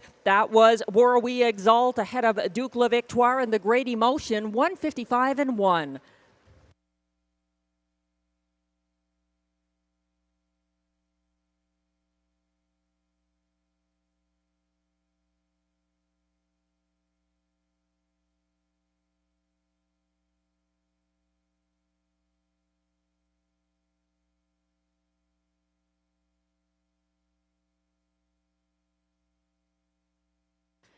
A great field that came down to a duel to the wire. And last week's beaten favorite gets it done for Guy Gagnon, all wrapped up in 155 and 1. A very game effort from War We Exalt. A great addition to this class this season at Rideau Carleton.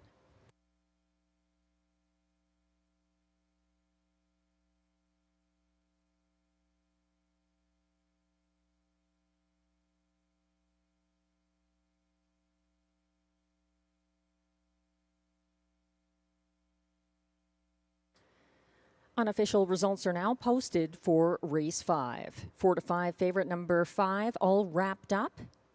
The race winner for Guy Gagnon. Second, 6, War We Exalt. Third, at 30 to 1, number 1, Duke La Victoire. And fourth was 4, The Great Emotion. 5, 6, 1, 4, the unofficial order of finish.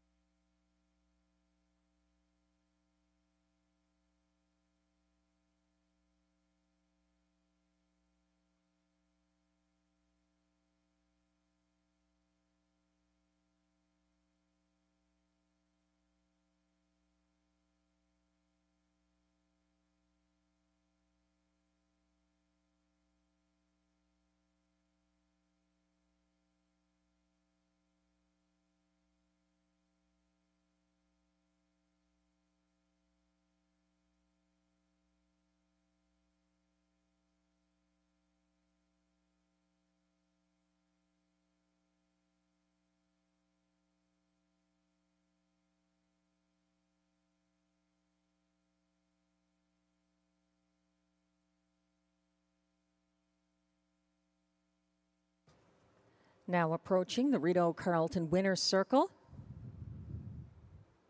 Unofficial race 5 winner, the 4 to 5 favorite from post 5. All wrapped up. An 8-year-old bay gelding by Archangel out of Jukebox Jackie, owned by Sylvain Côté of Joliette, Quebec, with Michel Lagacé of Terrebonne, Quebec. All wrapped up was bred by Edward Hayter and Leslie Lawton of Ontario, trained and driven by Guy Gagnon. A 155 and 1 victory in the preferred handicap trot. All wrapped up. He still shares the track record for 3-year-old trotting geldings at Rideau Carleton, 154 and 1. That's win number 7 this season, and results are now official.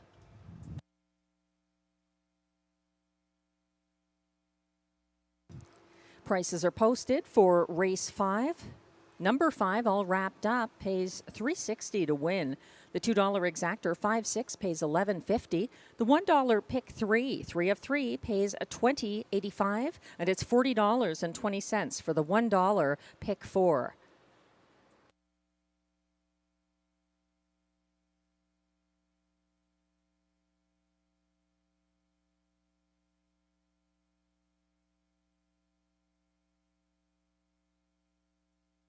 The $1 triactor 561 pays $66 even, and it's $291.05 for the $1 superfecta 5614.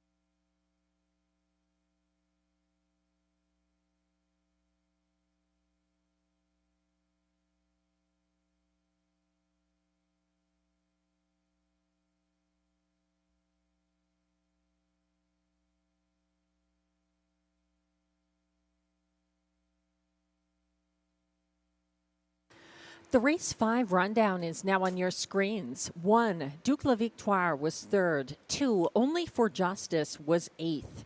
3, Meadow Branch Noble finished 7th. 4, The Great Emotion was 4th. 4 to 5 favorite, number 5, All Wrapped Up, the race winner for Guy Gagnon. 6, Warrawee Exalt was 2nd. 7, Emmatown Bud finished 5th. And 8, Black Tie Bash was 6th. From the top down, your program should read 387-41256. The fractions were 27 flat to the opening quarter, 56 and 2 at the half, 125 and 1 at 3/4, 155 and 1 the winning mile for All Wrapped Up.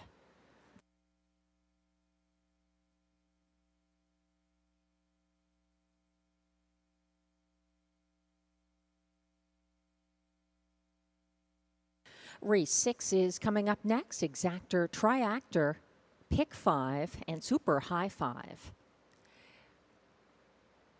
On screen, another reminder, because it's very important to stress that there will be no live racing here next Sunday, October 6th. But it hasn't been canceled. It's just moved to the same post time of 6:30 p.m. on Tuesday, October 8th. Tell your friends who watch and wager on Rideau Carleton.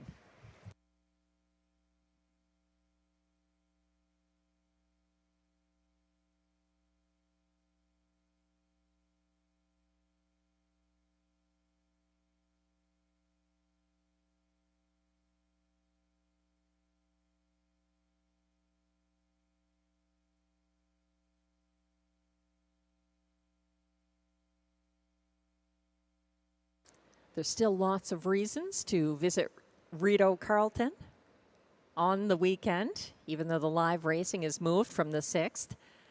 The night of the 5th, Tammy Forgey's on-track handicapping contest continues with a building jackpot that's over $1,000 now, and it's free to play right in the trackside lounge.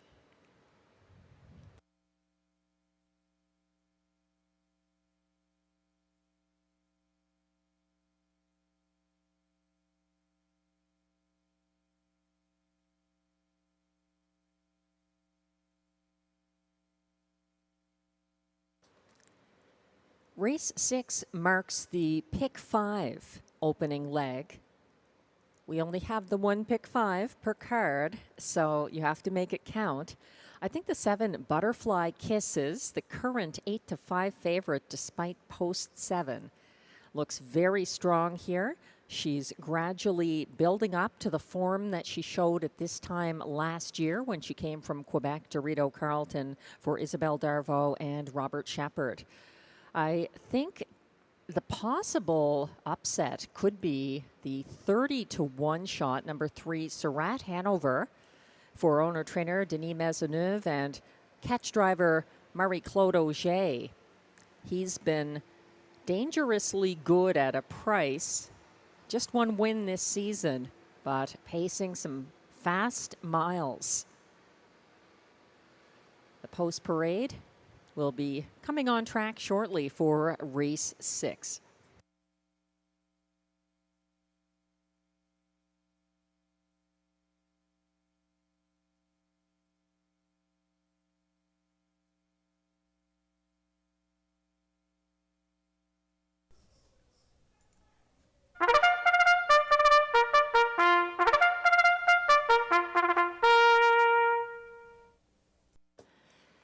And here comes the post parade for race 6. These pacers are non-winners of $425 per start in their last 10, with non-winners of a race this year allowed $100 and allowances for fillies and mares. The purse is $6,100.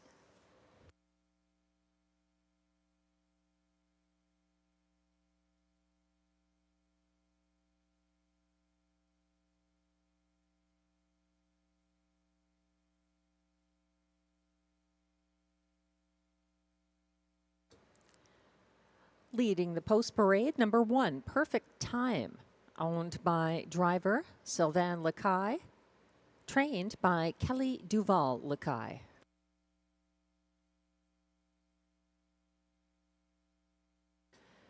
2 is What's in the Esky, owned by trainer Gerard Vaillancourt, driven by Pascal Berube. 3 is Surratt Hanover, owned and trained by Denis Maisonneuve, driven by Marie-Claude Auger.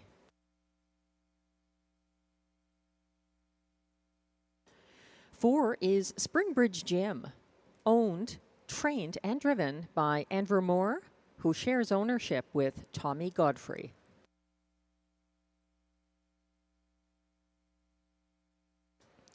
5 is Going Yard, owned by a numbered Quebec corporation with Sylvain Bilodeau, trained and driven by Stéphane Pouliot.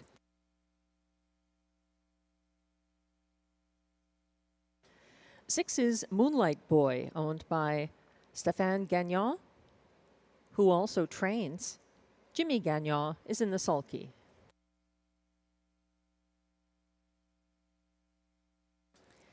The current 2-1 favorite from post 7, Butterfly Kisses, owned by Bruce Tremblay, trained by Isabelle Darvaux, driven by Robert Shepard.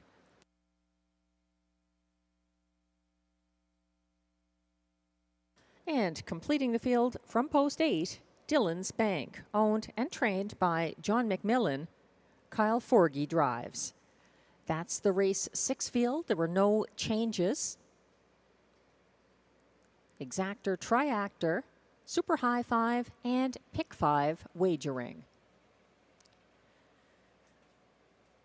We're taking a closer look at 7 Butterfly Kisses, the current 9-5 favorite.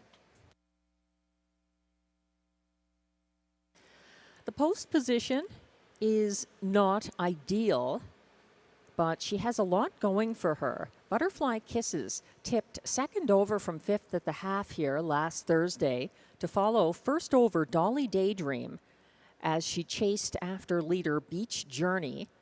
Butterfly Kisses was 3 wide at the top of the stretch. She seemed to bear in for just a moment and lost just enough momentum to end up 3rd. She closed in the field and cards co-fastest last quarter of 28-1. That's Butterfly Kisses, 2-1 at the moment. 3, Surratt Hanover, drifting up to 14-1, is an intriguing long shot here. He moves to the frontier and makes a quick turnaround. He trailed into the half on Sunday. He made a second over move, dodging Ally Flight as that rival drifted out. Surratt Hanover followed the gapping Sunshine Love on the final turn. He debuts for Marie-Claude Auger after pacing his fastest ever mile, 1:55.4.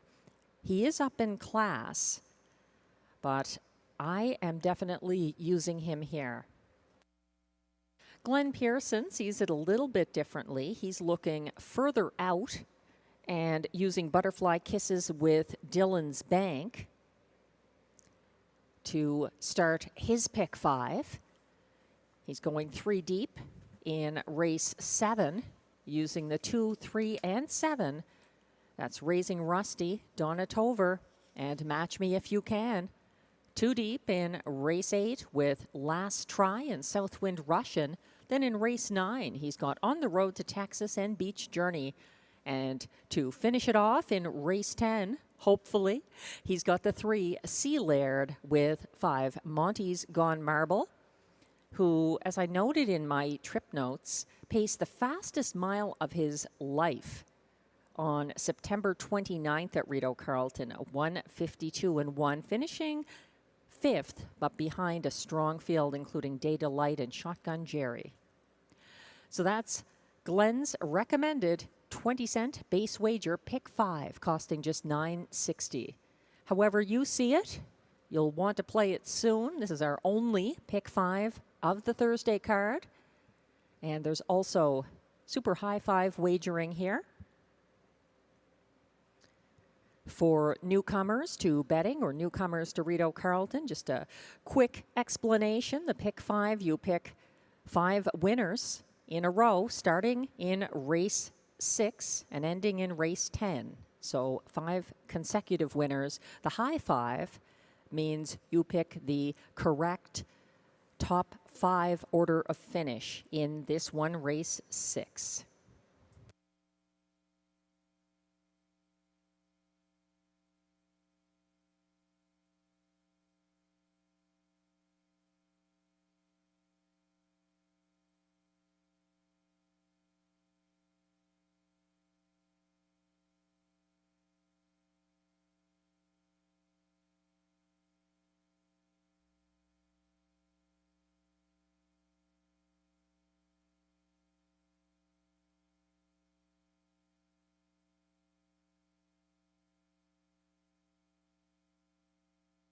The starter has called the field for race 6, which kicks off our one and only pick 5 here at Rideau Carleton. They're lining up. 1 is Perfect Time, Sylvain Lequet. 2, What's in the Esky, Pascal Berube. 3, Surratt Hanover, Marie-Claude Auger. 4 is Springbridge Gym for Andrew Moore. 5, Going Yard, Stéphane Pouliot. 6, Moonlight Boy, Jimmy Gagnon. 7, Butterfly Kisses, Robert Shepard. And on the outside, 8, Dylan's Bank for Kyle Forgy. They're all lined up on the turn and headed into the backstretch.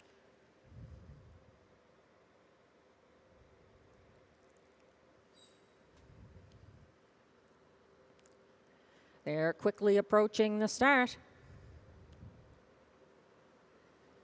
They're off and pacing with Perfect Time, showing early speed, but to his outside, What's in the Esky, not getting him get away that quickly, and coming on early, Moonlight Boy swooping in, second over now from third. Following from fourth along the pylons, that's Springbridge Gym, as What's in the Esky has made front for Pascal Berube, and Moonlight Boy is coming on first over to try to take that lead past the opening quarter of 27 and 4. Moonlight Boy has landed on the front end, and now he's a length and a half ahead of next closest, What's in the Esky. Third is Perfect Time. First over from fourth, Springbridge Gym, and Andrew Moore rolling and towing a second over, Going Yard into it. She's fifth on the outside. Behind her, third over from the back of the field, Butterfly Kisses. Trailing is Dylan's Bank, and caught in third from last, second from last, that's Surratt Hanover.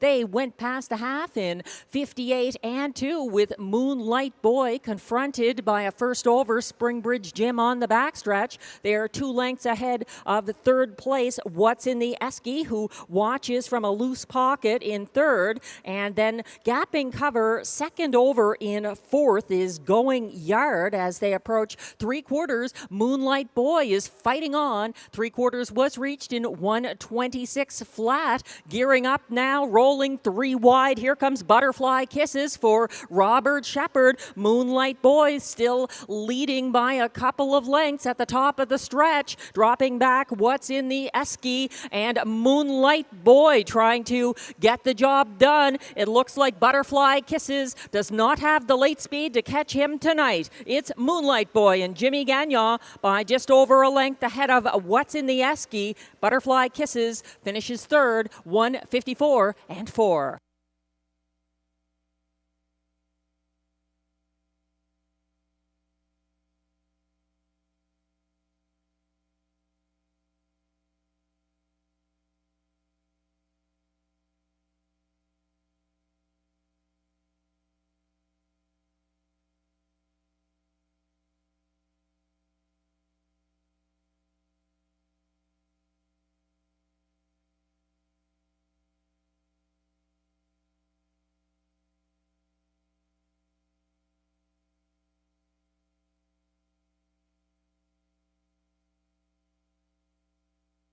Moonlight Boy proved very tough on the front end, holding off What's in the Esky and Butterfly Kisses at 5-1.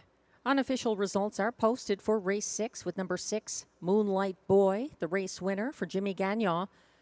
Second was 2, What's in the Esky. 2-1 favorite number 7, Butterfly Kisses was third. Fourth went to 8, Dylan's Bank.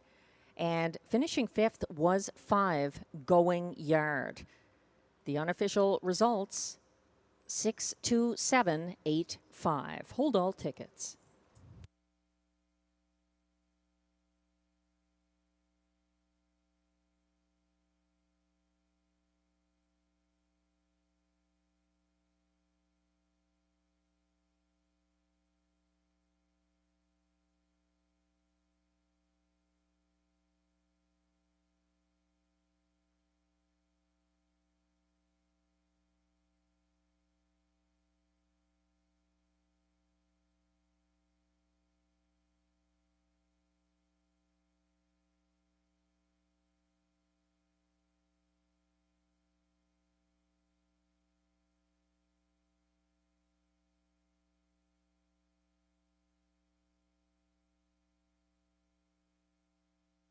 Now returning to the Rideau Carleton Winner's Circle, it's unofficial race 6 winner, number 6, Moonlight Boy. He's a 7-year-old bay gelding by Sports Rider out of Flying to Moon Reno, owned by Stéphane Gagnon of Saint-Sophie, Quebec. Bred by Sotiros Anastopoulos of Sainte-Thérèse, Quebec, trained by Stéphane Gagnon. Driven to victory by Jimmy Gagnon, 154 and 4. Win number 2 this season for Moonlight Boy. And race 6 results are now official.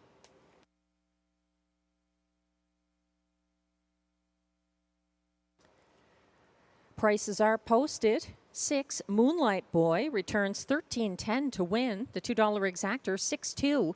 Pays $46.60. It's $73.25 for the $1 triactor, 627, and the 20-cent super high five, 62785, returns $239.70.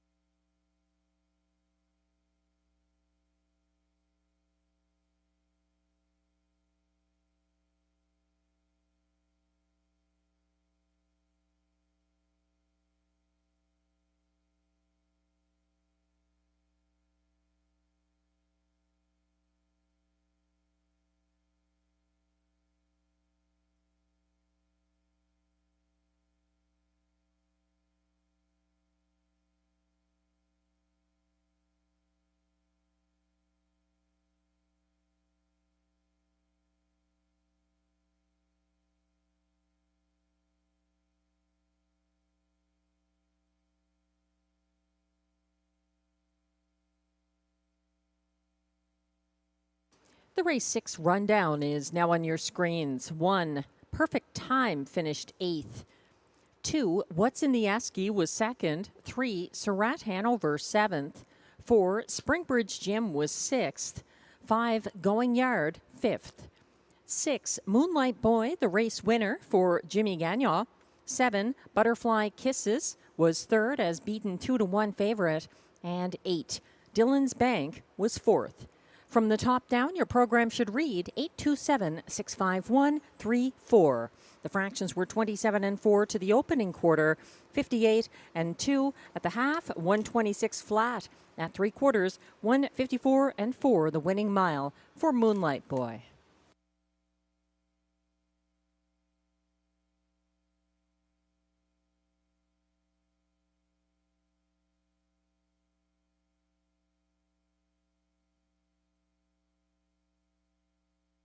Race 7 is coming up next, featuring exactor, triactor, superfecta, and pick 4 wagering.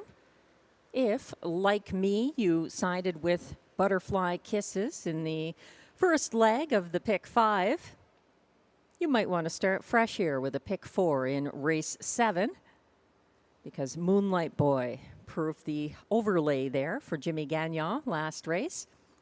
And we have just one more pick 4 on today's 10 race card. Race 7 kicks it off, and it's competitive. It's back on the trot. I like 6 Le Bromontoise for Jerome Lombard, coming in off back-to-back wins at Trois-Rivières. I think Match Me If You Can, the 7, is undoubtedly the top trotting mare at this track at this time, but a tough post as she goes for seasonal win number 8 for trainer Patrick Dillon and driver Ryan Guy. The 1, Eyes of Justice, is always a factor. However, he couldn't get the job done from the rail September 26th.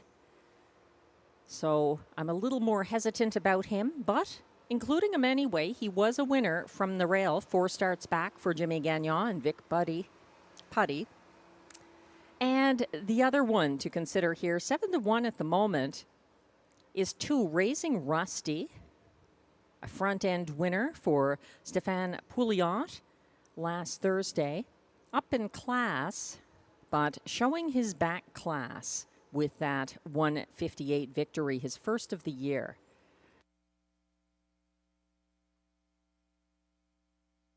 In race 8, I'm going 4 deep as well. These are trotters, and my top choice has been making some recent breaks. It's the 4, Southwind Russian. So as a backup plan, I think the 6, Wish You'd Tell Me, is a strong contender for Gerard Vaillancourt and Pascal Berube. Also the 1, Last Try, one of the Jerome Lombard trotters here today, although he also put in unwanted steps at Trois-Rivières Sunday in his most recent start. And then the 3, Ms. Franny, a recent 36-1 winner here, picks up catch driver Guy Gagnon. That's intriguing from post 3. In race 9, just going with 2, Sea Laird and Mickey Makes Some Speed, as well as Monty's Gone Marble. Those are my top 3 in race 10. In race 9, I think it's between Beauty is Blind and On the Road to Texas.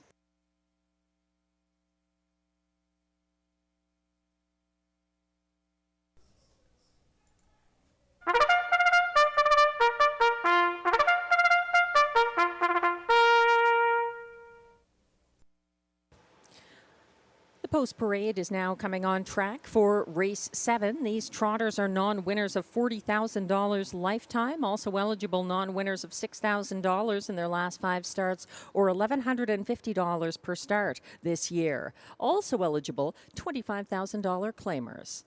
There's allowances for fillies and mares, and the purse is $7,800.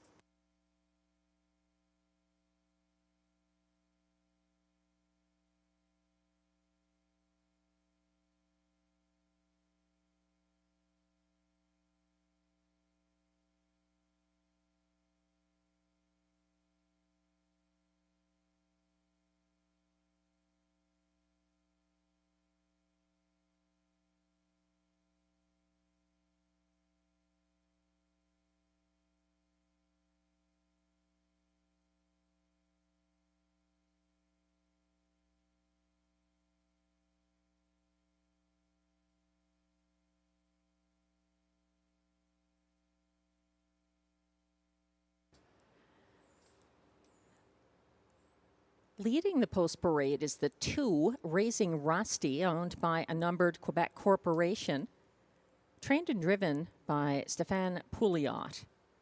We're waiting on the 1, Eyes of Justice.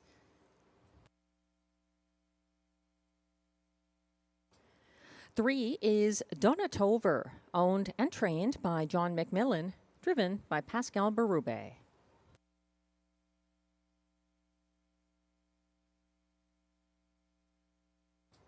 Four is That's Hooligan, owned by trainer Peter Lepage, driven by William Waugh.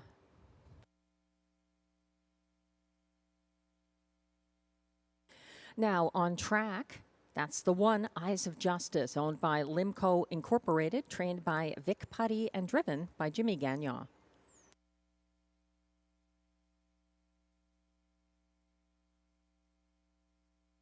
Five is Mask of Zorro, owned and trained by Benoit Ibert, co-owned by Eric Lafleur. Stéphane Brosseau drives. And note the bridle change, blind to open bridle on 5, Mask of Zorro. 6 is La Bromontoise, owned, trained, and driven by Jerome Lombard.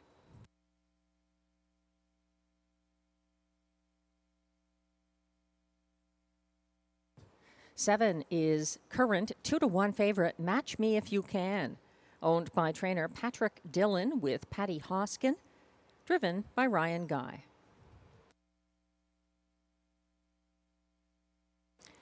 Completing the field from post 8 and adding race 6, Ciel Bleu, owned by Écurie Guy Gagnon with Gestion Louis Latulippe, trained and driven by Guy Gagnon. That's the field for race 7 with Exactor, Triactor, Superfecta, and late pick 4 wagering.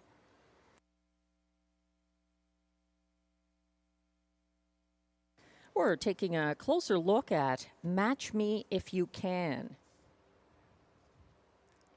Despite post 7, she's the 2-1 favorite here, and she's still Canada's fastest trotting mare on a 5/8 mile track this season. She hasn't missed the Rideau Carleton Exactor since she arrived here July 18th, and she was second from post 8 in her first start at this track back on July 18th. She is a must in any ticket. She loves the front end, and it's harder to get there from post 7.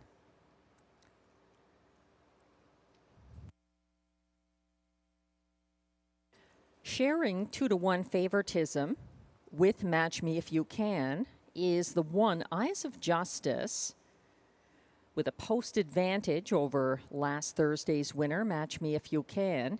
He pocketed up early and was out-sprinted for place by Cleveland Massimo in the stretch drive. That's a 1, Eyes of Justice, co-favorite at 2-1.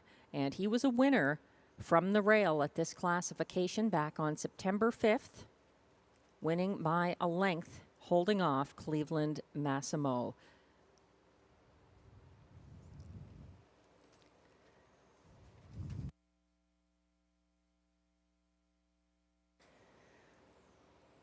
I think 6, La Bromontoise, might be a little overlooked. She's 12-1. She's making a quick turnaround after Sunday's Hippodrome 3R victory and a lifetime best, 158-1. She was an early leader, but opted to pocket up behind Rose Run Why Not, and had a first over move on the backstretch. She drew ahead in the stretch. She's up in class, and at 12-1, I wouldn't count her out. I would make her a part of any ticket. La Bromontoise for Jerome Lombard, post 6. At 5-1 from post 2, Raising Rusty, getting some respect. He is up in class. He cleared Wish You'd Tell Me past the quarter here Thursday of last week, and then subsequently wired as 1-5 favorite. The AGCO judges have just informed me that 3 Donna Tover has returned to the paddock for an equipment repair. Windows remain open for race 7, which kicks off our final pick 4 of the Thursday card.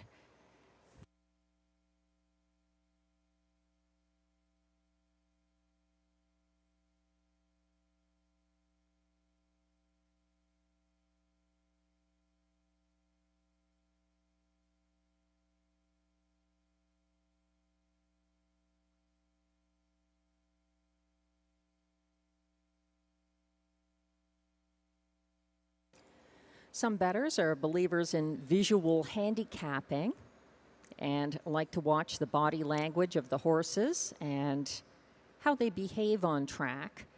I will say when one Eyes of Justice stepped on track, his ears were pricked forward and he had his head high. He looked eager to race. He was able to wire from that position here on September 5th for the returning Jimmy Gagnon. He's 2-1 at the moment. Number 1, Eyes of Justice.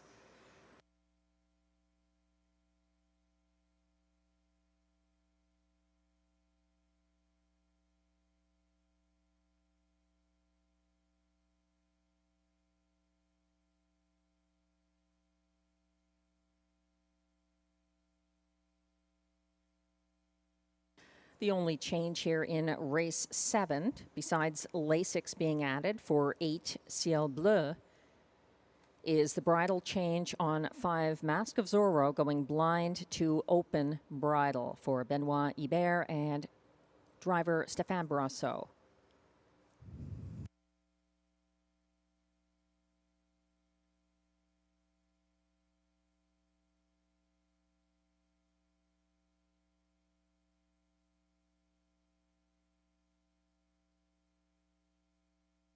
It looks like Donna Tover is still in the midst of an equipment change on the backstretch.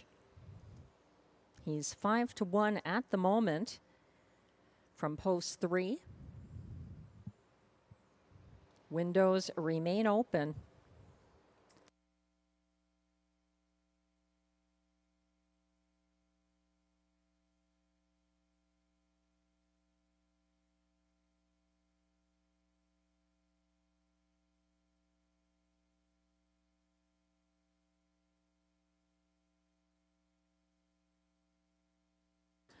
Donna Tover is now on his way back to the track. So this is your final chance to play race 7 with exactor, triactor, superfecta, and late pick 4 wagering.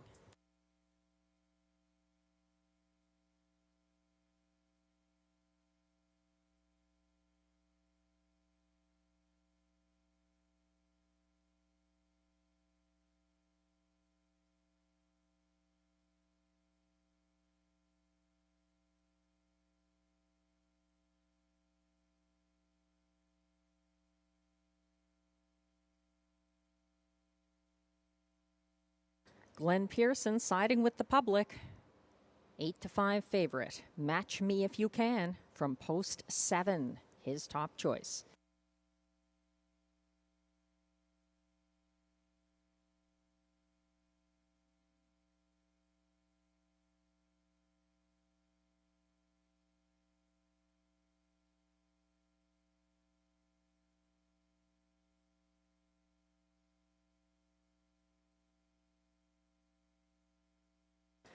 The starter has called the trotters. This is your final opportunity to invest in the pick 4 today at Rideau Carleton. As the field lines up, led by 1, Eyes of Justice for Jimmy Gagnon. 2 is Raising Rusty, Stéphane Pouliot. 3, Donna Tover for Pascal Berube. 4, That's Hooligan, William Waugh. 5, Mask of Zorro, Stéphane Brosseau. 6, La Bromontoise, Jerome Lombard. 7, Match Me If You Can, Ryan Guy. And on the outside is 8, Ciel Bleu for Guy Gagnon. They're on the turn with Raising Rusty, about 4 lengths behind the others as they head toward the backstretch. Still a couple of lengths behind the rest, Raising Rusty, but they are otherwise lined up. Ciel Bleu on the outside, dropping back slightly as they're off and trotting and leaving aggressively from mid-pack. Mask of Zorro and La Bromontoise want to mix it up on the front end. Jerome Lombart's mare is parked first over, confronting Raising Rusty, and she's gradually making front. Here comes a first over move now from Match Me If You Can. Ryan Guy asking, and the mare responding. She takes on La Bromontoise past that 27-3 opening quarter. A brisk one for the Trotters. Match Me If You Can now landing on the lead in front of the grandstand, putting La Bromontoise in the pocket. Third is Raising Rusty. Fourth, Eyes of Justice. Fifth and coming now first over, Donna Tover getting involved. Caught sixth along the pylons. That's Mask of Zorro. And second over from the back of the field, that's Hooligan. Trailing to this point is Ciel Bleu. The half was reached in 57-1 with a stretched out field. Now a 2-length lead for Match Me If You Can ahead of La Bromontoise. Moving on the outside, out there in third and gaining ground first over into second. Donut over for Pascal Berube, coming after the leader, Match Me If You Can, who still commands the field to 3/4, and she gets there in 1:26-2. Match Me If You Can, keeping ahead of Donna Tover, gearing up from further back. Eyes of Justice looks ready to swing 3 wide and is keeping ahead of That's Hooligan. William Waugh getting that one involved for the stretch drive. They're coming down the lane, and it's still Match Me If You Can and Ryan Guy. Up the inside, coming on Donna Tover, and wide Eyes of Justice. Donna Tover gets it done for Pascal Berube, finishing ahead of Eyes of Justice, 157 flat.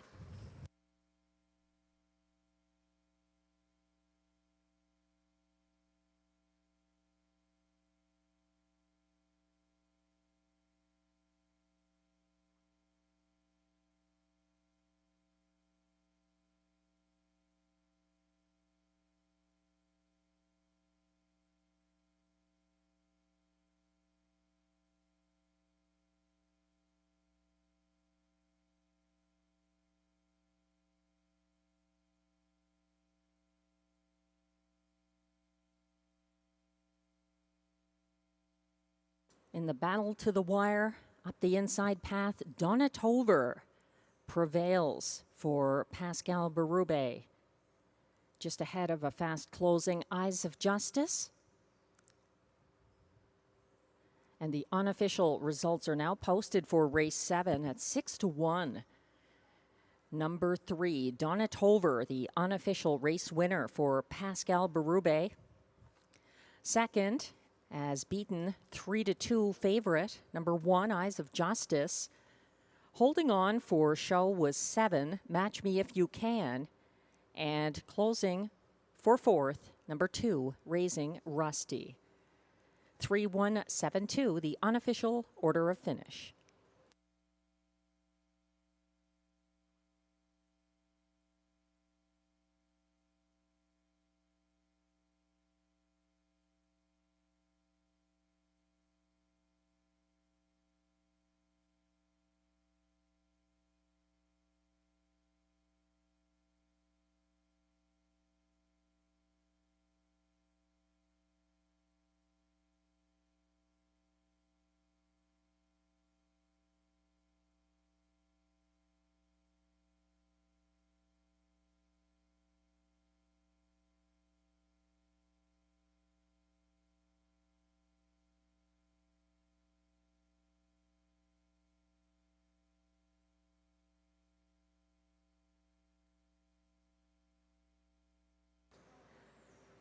Now coming back to the Rideau Carleton winner's circle, unofficial race 7 winner, number 3, Donna Tover.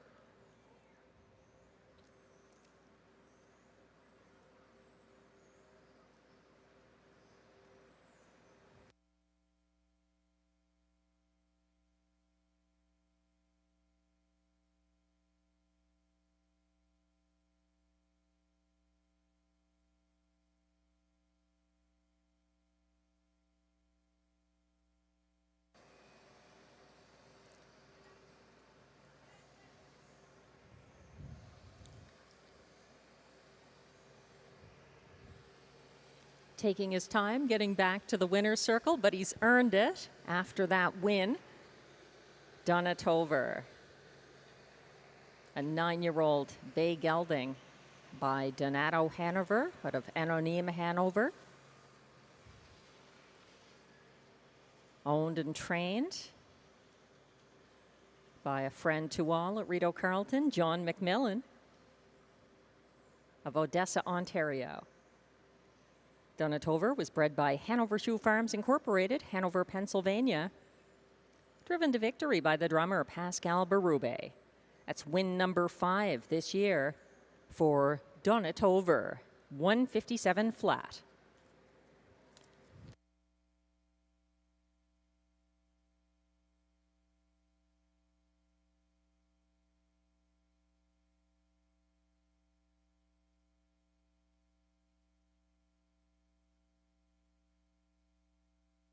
And race 7 is now official.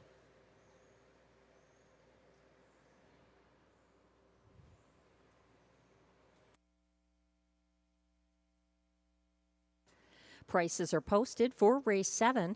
Number 3, Donatover pays $14.40 to win. The $2 exactor 3-1 pays $45.80. The $1 pick 3 of 3 returns $199.25.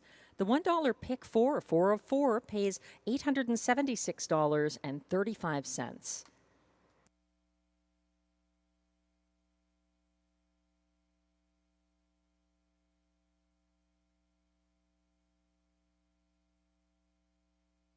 The $1 triactor 317 combination pays $79.35, and it's $181.70 for the $1 superfecta 3172 ticket.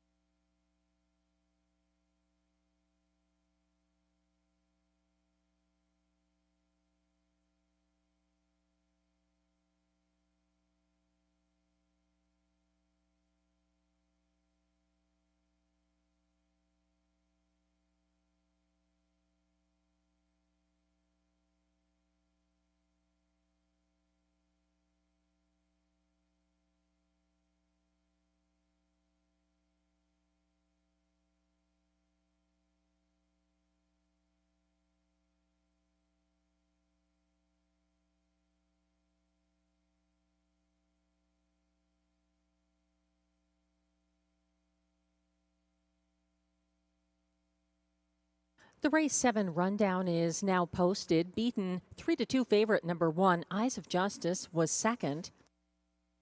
2, Raising Rusty, fourth. 3, Donatover, the race winner for Pascal Berube. 4, That's Hooligan, fifth. 5, Mask of Zorro, sixth. 6, La Bromontoise was seventh. 7, Match Me If You Can, finished third. And 8, Ciel Bleu was eighth. From the top down, your program should read 241-56738. The fractions were 27-3 to the opening quarter, 57-1 at the half, 126-2 at 3/4, and a winning mile of 157 flat for Donatover.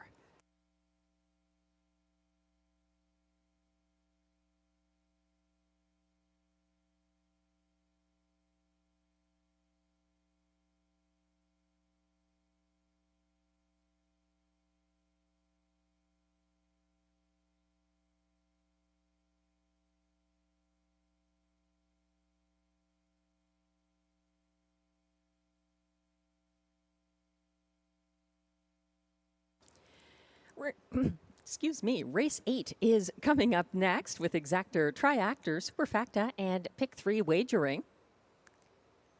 5, Kenogami Coco is the favorite at the moment at odds of 3-2. Isabel Darvaux, the trainer, Robert Shepard, the driver on this Rideau newcomer for this meet, making start number 11 of the year. Stéphane Brosseau has been driving him lately, and he was a beaten favorite on September 22nd at Hippodrome 3R. Kenogami Coco getting the respect from post 5. He's the 9-5 favorite right now.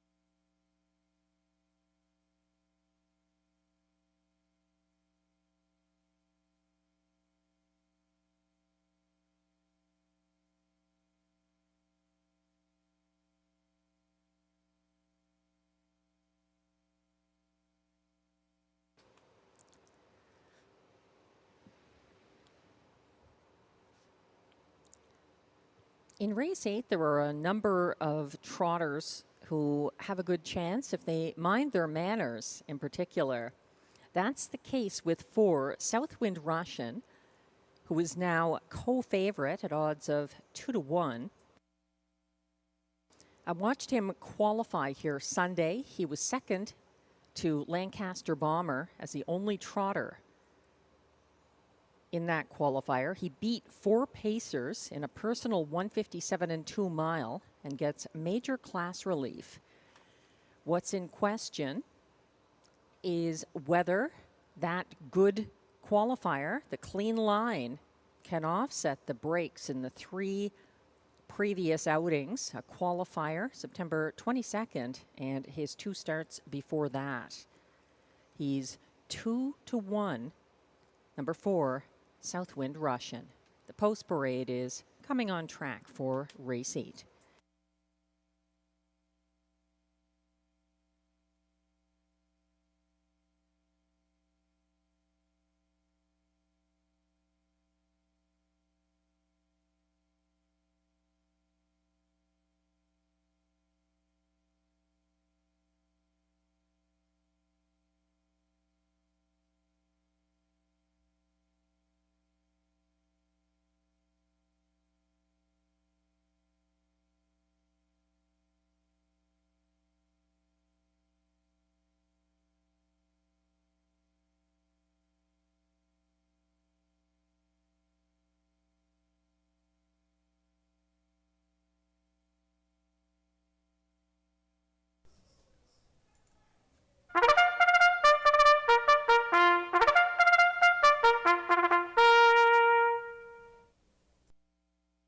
Here come the race 8 trotters for the post parade. They are non-winners of $2,500 in their last 5 starts, or $800 per start in 2024, with allowances for fillies and mares.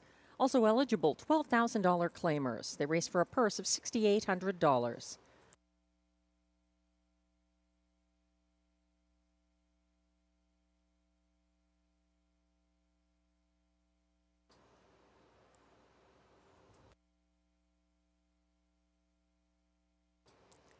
Leading the post parade, number 1, Last Try, owned, trained, and driven by Jerome Lombard.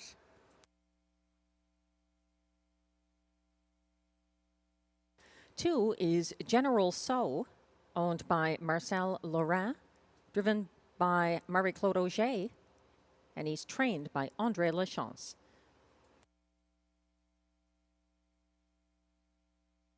Three is Ms. Franny, owned by Michael and Sam Sergi. Sam Sergi trains. Guy Gagnon gets the catch drive.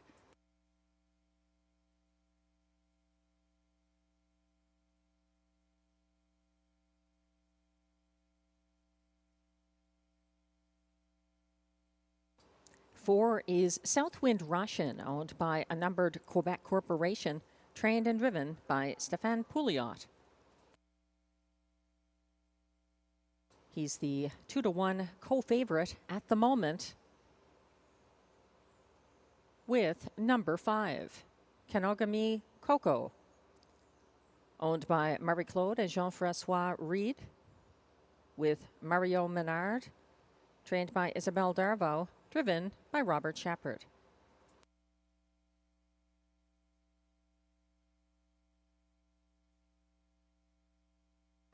Completing the field, number 6, Wish You'd Tell Me, owned and trained by Gerard Vaillancourt, driven by Pascal Berube.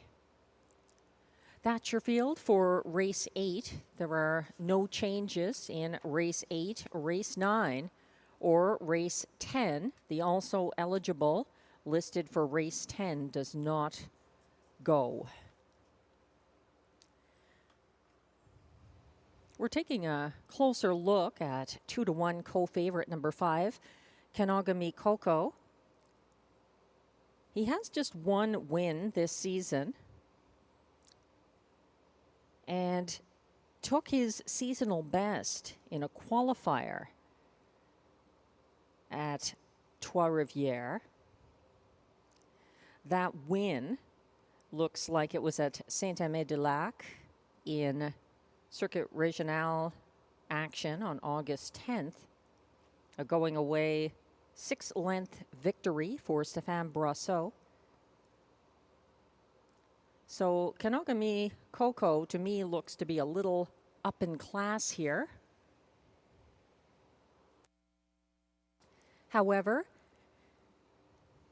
Isabelle Darvaux and Robert Shepard often successful with their trotters, and Kenogami Coco getting a lot of respect coming into Rideau Carleton here. Some back class to this one as well, a lifetime mark of 153 and 4 taken last year.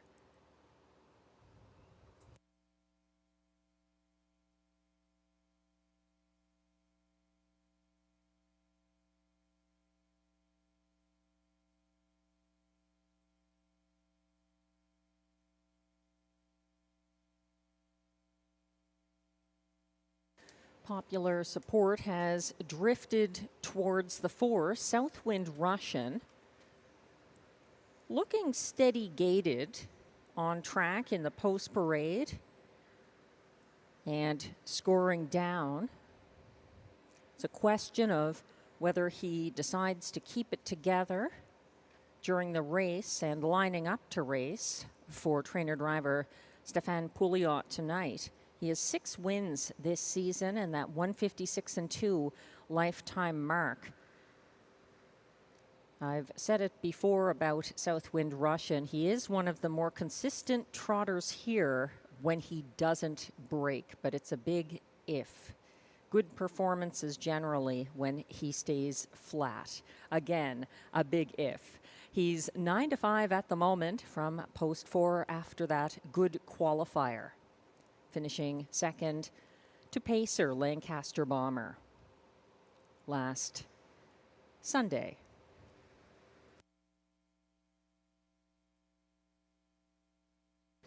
A reminder to the racing fans, we have a non-wagering qualifier coming up after the completion of the pari-mutuel races tonight, so you're welcome to stay and watch that non-wagering event for both gates after race 10.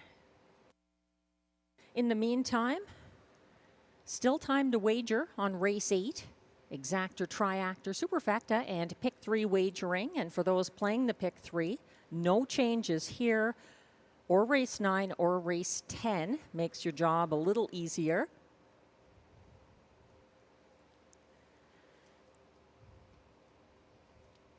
I'm somewhat surprised that it's 7-2 odds on 6 Wish You'd Tell Me, who led to the quarter Sunday, got circled by Raising Rusty, and tried a passing lane move late. 7-2 on the 6 Wish You'd Tell Me.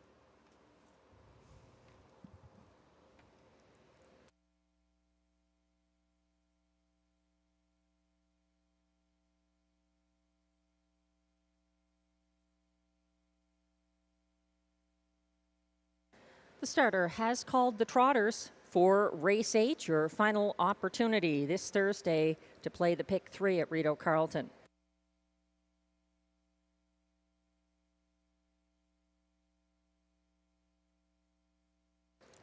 The Trotters are lining up. One is Last Try for Jerome Lombard.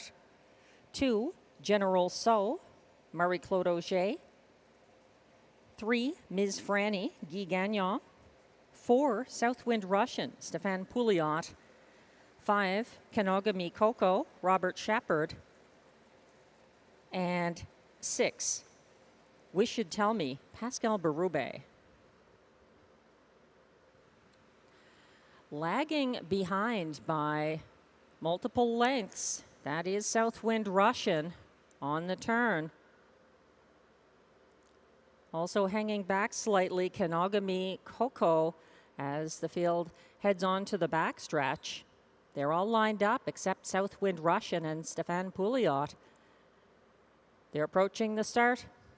They're off and trotting, and from the outside, Wish You'd Tell Me, leaving for Pascal Berube, and he's a half length ahead, and now pulling to the lead, putting Ms. Franny in the loose pocket second. From third inside is Last Try, and on a break, Ms. Franny has jumped it off, and she retreats through the field, jumping it off as a result. Southwind Russian on the turn, and that leaves Pascal Berube in command up front with Wish You'd Tell Me past the 28-2 opening quarter. There's going to be an inquiry. Second now from the pocket. Last Try is patiently waiting. Following from third, Kenogami Coco. Fourth, General So. And it's a gap of 6 lengths back to a tightening Ms. Franny on the gallop at the back of the field. Southwind Russian is not resetting in time. Still leading, Wish You'd Tell Me. Reaches the half in 59-2. 2 lengths ahead of Last Try, and first over from third, Kenogami Coco not doing enough and retreats now to sit third on the pylons. General So is fourth behind him, and Ms. Franny has remarkably recovered, and she is single file fifth for Guy Gagnon as they head to 3/4, 3 lengths ahead of next closest Last Try, passing 3/4 in 1:27.3. That's Wish You'd Tell Me for Pascal Berube, and he looks to be home free on the front end. Last Try is next closest, leading the way down the stretch by what could be an insurmountable lead. Wish You'd Tell Me out there by 3. Coming on late, Kenogami Coco up the inside, good enough for place, ahead of Last Try, 1:58.2.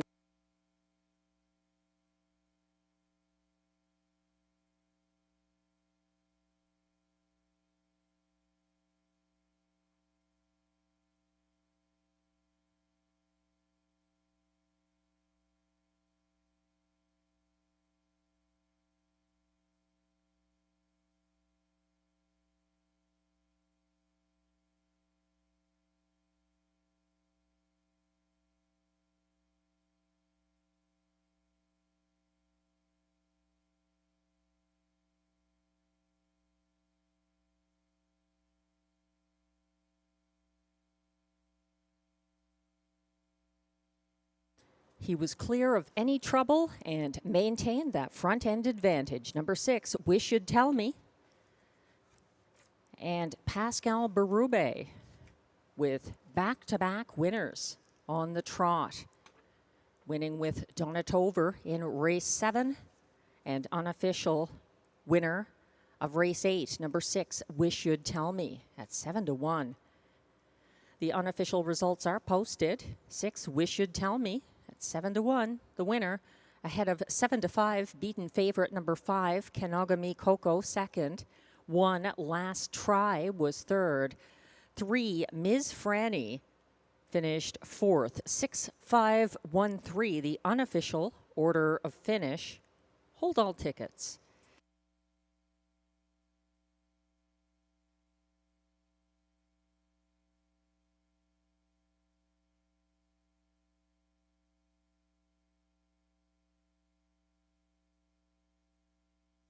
The AGCO judges have just informed me that there is an inquiry pertaining to 3, Ms. Franny, and the braking rule after the start. 3, Ms. Franny finished fourth for Guy Gagnon and is the subject of the inquiry about the brake on the first turn. Hold all tickets.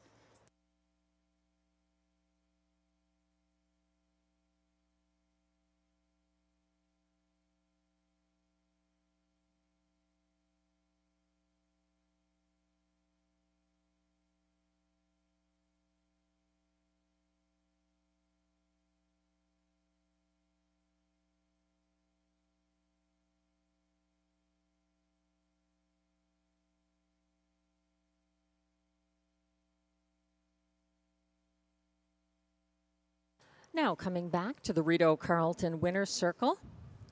Unofficial race 8 winner number 6, Wish You'd Tell Me, an 8-year-old bay gelding by Wishing Stone out of Time to Tell, owned and trained by Gerard Vaillancourt of Kemptville, Ontario.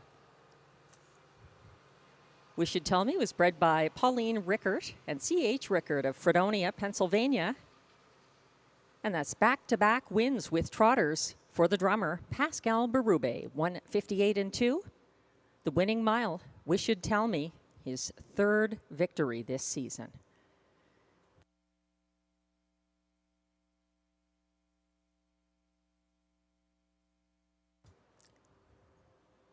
The inquiry posted pertains to 4th place finisher, number 3, Ms. Franny, and the first turn break. The judges are reviewing race footage to determine if there were violations of the braking rule by Ms. Franny.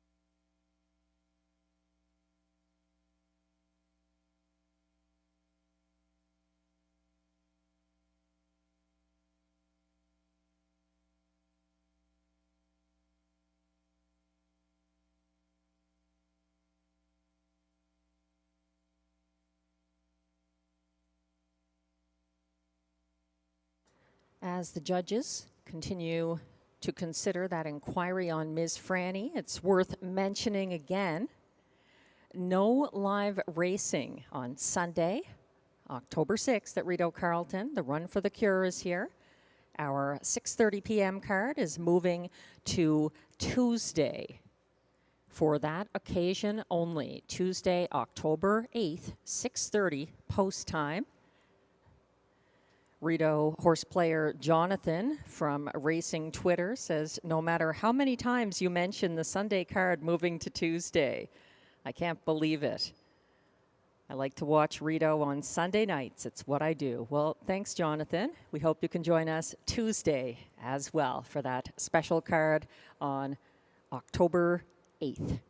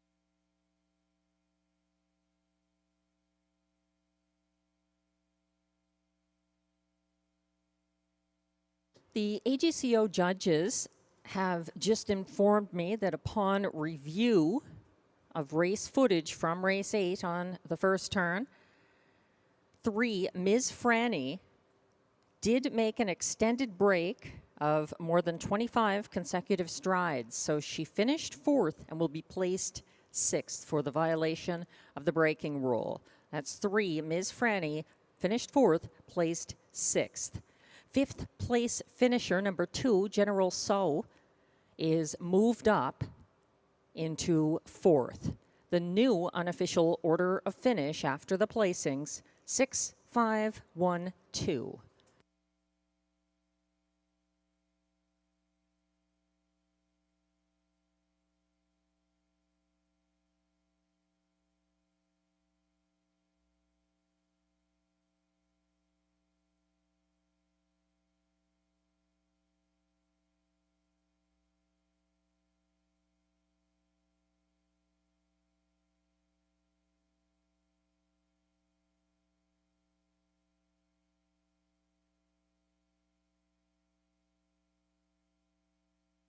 And results are now official for race 8.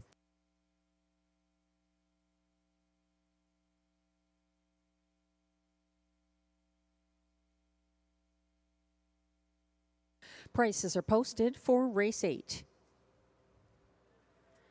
6, Wish You'd Tell Me returns $16.30 to win. The $2 exactor 6-5 combination pays $67.50. It's $102.85 for the $1 try, 651, and the $1 superfecta 6512 pays $228.15.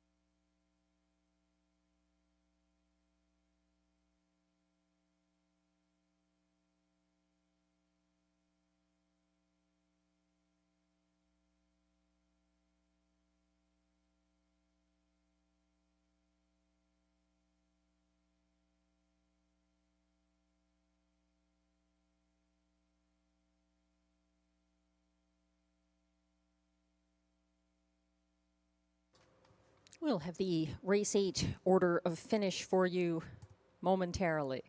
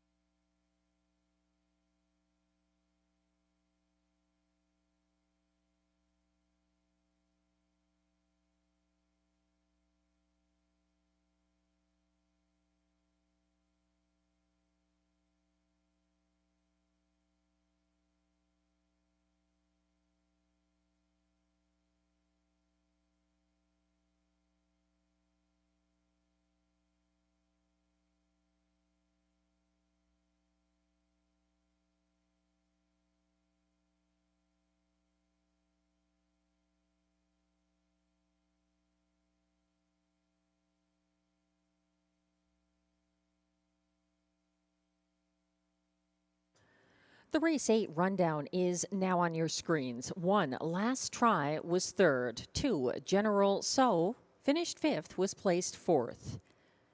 3, Ms. Franny finished 4th, was placed 6th due to violating the braking rule. 4, Southwind Russian was 6th, placed 5th. 5, Kenogami Coco was 2nd, as beaten 7-5 favorite. 6, Wish You'd Tell Me, the race winner for Pascal Berube. From the top down, your program should read 3, 5P4, 4P6, 6P5, 2, 1. The fractions were 28 and 2 to the opening quarter, 59 and 2 at the half, 127 and 3 at 3/4, 158 and 2. The winning mile for Wish You'd Tell Me.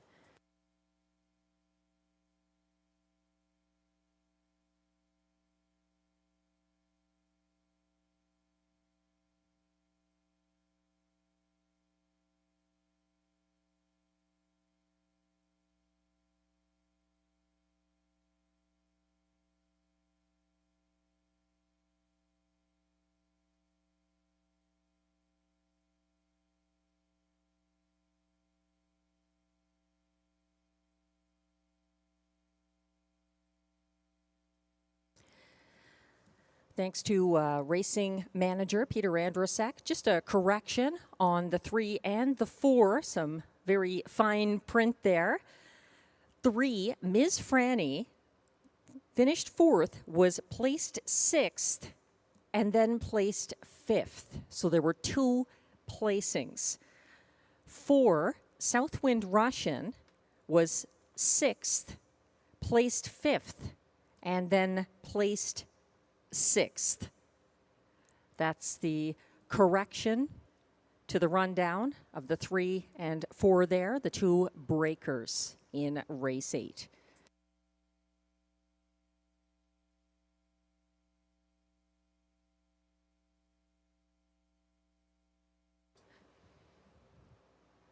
2 separate placings for those 2 breakers. Turning the page, race 9 is coming up next. No changes. There's exactor, triactor, superfecta, and late daily double wagering.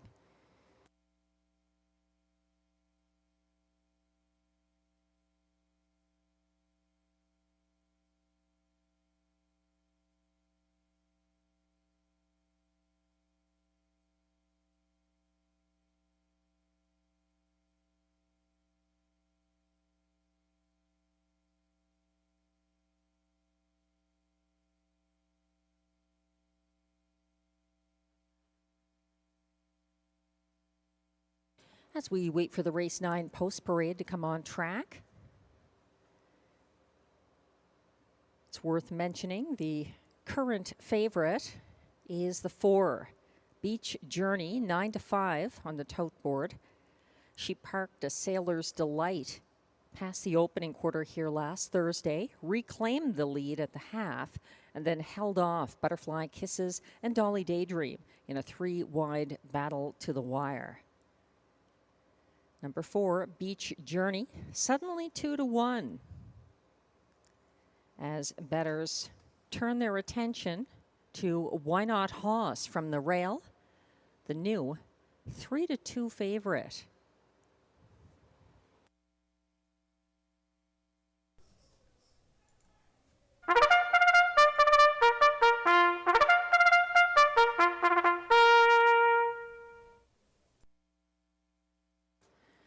The race 9 pacers are on track for the post parade.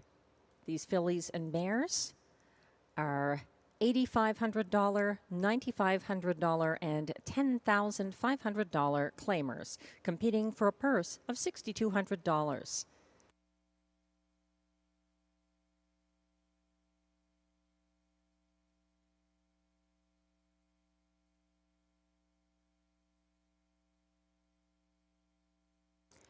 Leading the post parade, 8-5, current favorite, number 1, Why Not Hoss, owned and trained by Robert Bernicki, driven by Marie-Claude Auger.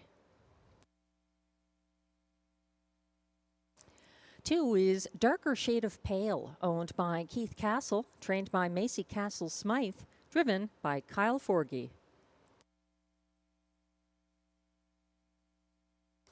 3 is On the Road to Texas, owned by Jamie Copley, Kimberly Eaton, and Wayne Hutt, trained by Mandy Archer, driven by Robert Shepard.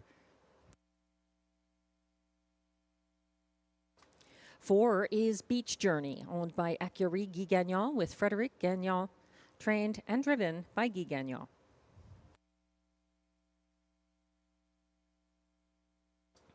5 is A Sailor's Delight, owned by William Gibson, trained by Brian Gibson, driven by Ryan Guy.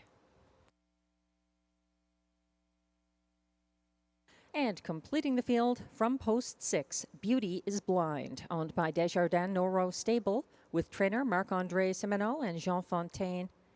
Pascal Berube is in the bike. That's the field for race 9. There were no changes in races 9 or 10. Both legs of the late double that kicks off here. There's also exactor, triactor, and superfecta wagering on race 9.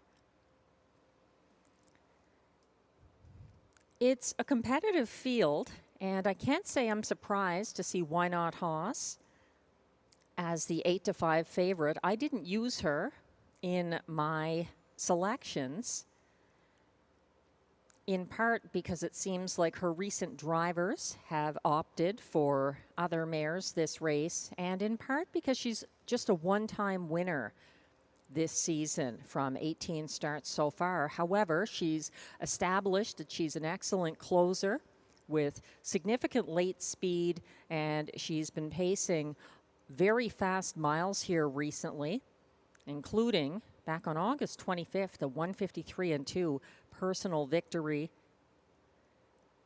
a personal mile, I should say, finishing just shy of victory, second by a neck to Probert's Legacy in mixed company. She's often in with the boys. She was 4th and gaining late in her most recent start here last Thursday for Pascal Berube. That's the one, Why Not Haas, who picks up catch driver Marie-Claude Auger. Pascal Berube has moved on to the 6. Beauty is Blind, who is 3-1 at the moment. She is the co-winningest of this field this year. Both Beach Journey, the 4, and 6, Beauty is Blind, have 7 wins this season. Beauty is Blind is coming in after a loss by just a head on September 22nd at Hippodrome 3R for Berube, who stays loyal to this mare, who was a winner at a similar classification here back on September 12th. That was a front-end win, as were her previous 2 wins for him, August 30th and September 1st at Hippodrome 3R. Beauty is Blind, to me, looks like a very strong contender against this group.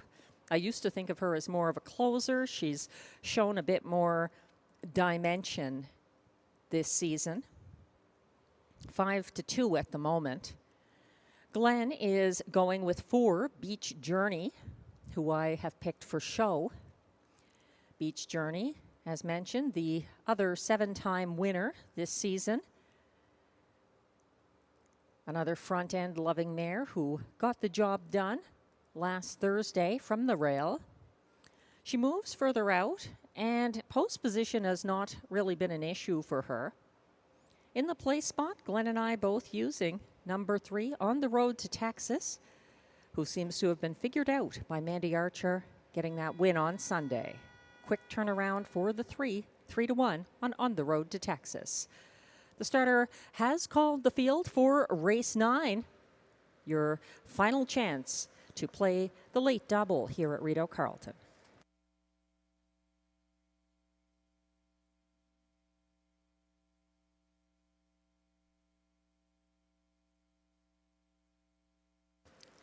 The mares are lining up in front of the grandstand. 1 is Why Not Haas for Marie-Claude Auger. 2, Darker Shade of Pale, Kyle Forgy. 3, On the Road to Texas, Robert Shepard. 4, Beach Journey, Guy Gagnon. 5, A Sailor's Delight, Ryan Guy. And on the outside is 6, Beauty is Blind for Pascal Berube. The field is on the turn. Why Not Haas and Darker Shade of Pale are a few lengths behind the rest and trying to catch up as the field turns onto the backstretch and approaches the start of race 9.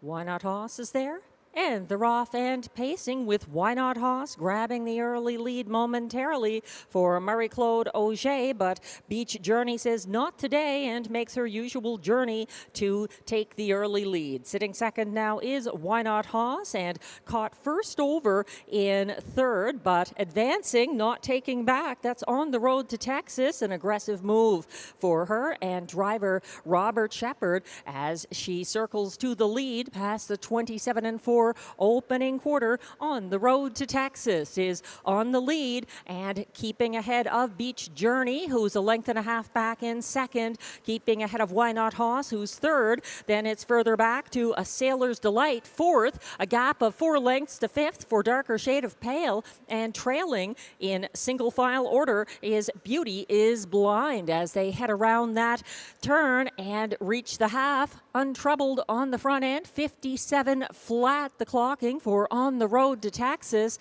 who is now leading by 2 lengths over next closest Beach Journey from 3rd. Why Not Haas is tightening up, and then following her in 4th, it's still A Sailor's Delight. There's a gap of 4 lengths back to darker shade of pale. And first over from the back of this field, Beauty is Blind is trying to make up for lost time. 3/4 reached in 1:25 and 3, widening her lead. It's a 3-length advantage now for On the Road to Texas, turning for home. But Beach Journey isn't done yet. She's following from second and trying to get some late momentum going, as is Why Not Hoss. But it might be too late. They're closing in on the Road to Texas. Beach Journey in the middle of the track, coming on against On the Road to Texas, who gets the win by a neck over Beach Journey and Why Not Hoss in 1:55 flat.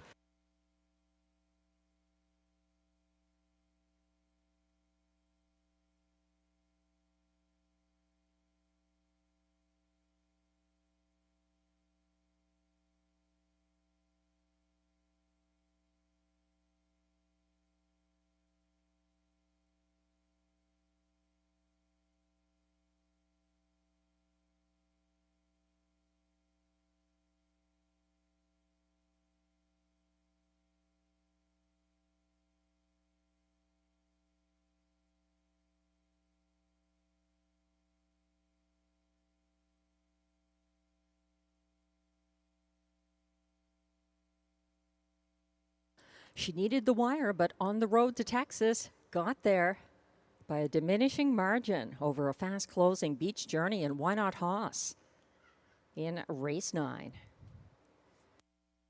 Unofficial results are now posted. 3, On the Road to Texas, the winner for Robert Shepard, ahead of even money favorite number 4, Beach Journey, second. 1, Why Not Hoss, up for show. And 5, Sailor's Delight, finished 4th.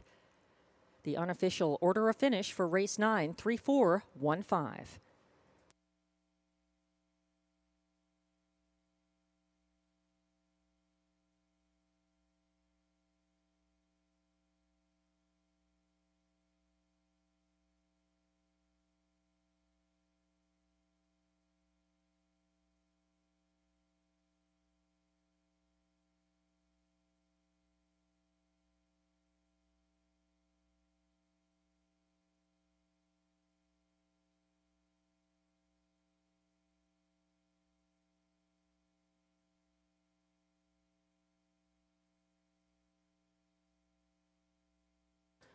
Now coming back to the Rideau Carleton Winners Circle. Unofficial race 9 winner, number 3, On the Road to Texas, a 6-year-old bay mare by 6 Days on the Road out of Blue Star, Texas, owned by Jamie Copley, Kimberly Eaton, and Wayne Hutt of Ontario. On the Road to Texas was bred by Willie Wykopin of Alberta, trained by Mandy Archer, and that's back-to-back wins with this mare for driver Robert Shepard. 1:55 flat On the Road to Texas, and that's Robert Shepard's 3rd driving win of the Thursday card here at Rideau Carleton.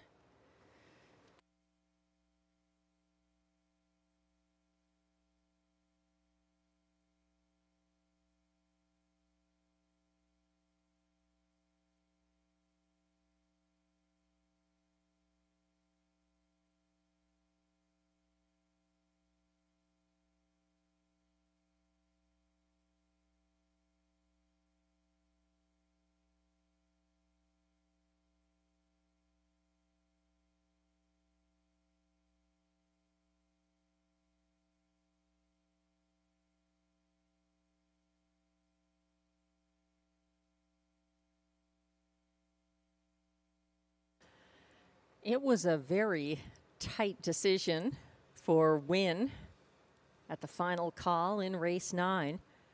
There's the unofficial, or the official, I should say, win photo showing number 3 On the Road to Texas on the inside, winning by a white hooded head over 4 Beach Journey and Guy Gagnon, who were second in the photo, ahead of the 3 wide number 1 Why Not Hoss for Marie-Claude Auger.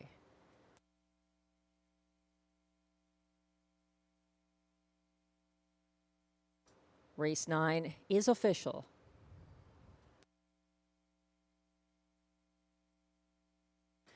prices are now posted for race 9. Number 3 on the road to Texas pays $5.80 to win. The $2 exactor 3-4 pays $14.40. It's $21.15 for the $1 try 3-4-1 combination and $49.15 for the 3-4-1-5 $1 superfecta ticket.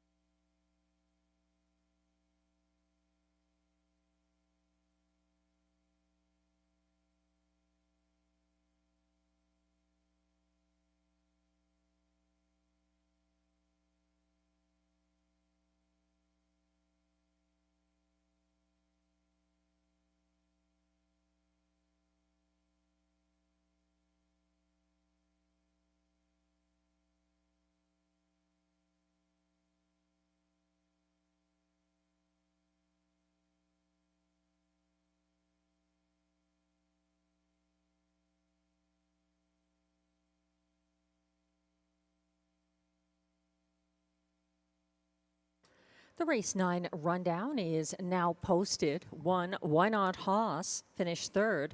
2, Darker Shade of Pale was 6th. 3, On the Road to Texas, the race winner for Robert Shepard. Even money favorite number 4, Beach Journey, was 2nd. 5, A Sailor's Delight finished 4th. And 6, Beauty is Blind was 5th. From the top down, your program should read 361-245. The fractions were 27 and 4 to the opening quarter, 57 flat at the half, 125 and 3 at 3/4, 155 flat. The winning mile for On the Road to Texas. Race 10 is coming up next with exactor, triactor, and super high five wagering. It concludes our pari-mutuel card. We have one qualifier coming up after the races tonight. Fans are welcome to stay and watch that non-wagering qualifier.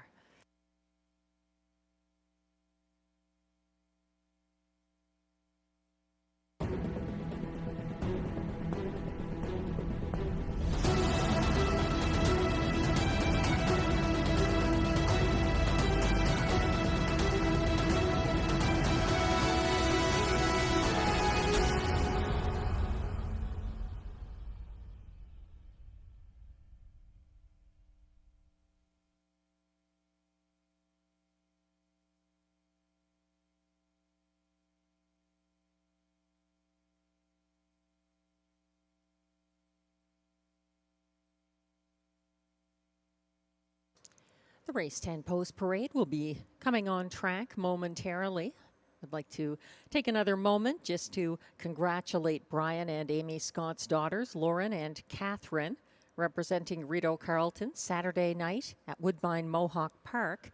They are finalists in riding divisions for the Bill Galvin Racing Alliance Youth Literary Derby Awards. So best of luck to Lauren and Catherine, representing Rideau Carleton.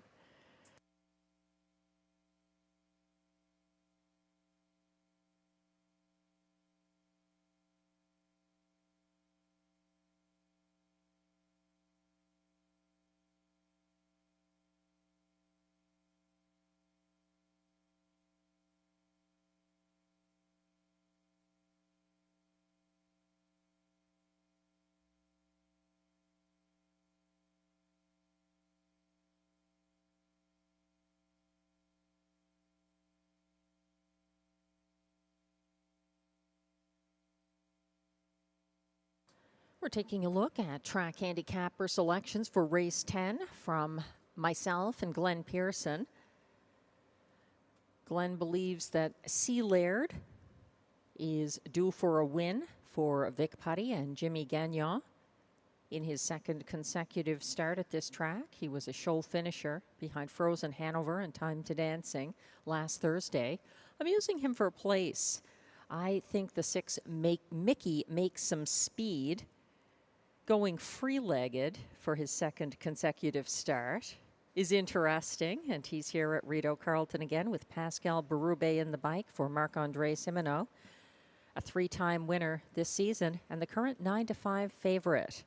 6, Mickey Make Some Speed, my top choice here, as the Pacers come on track for the race 10 post-parade.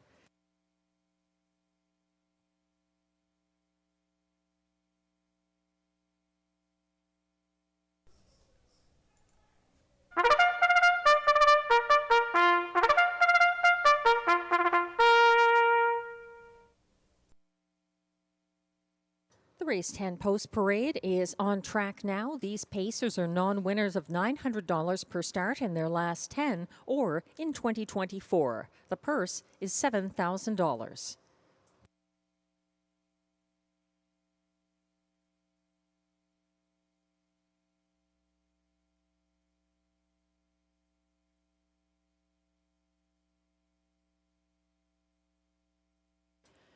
One is Cyclone Joe, owned by driver Sylvain Lacaille with trainer Kelly Duval Lacaille.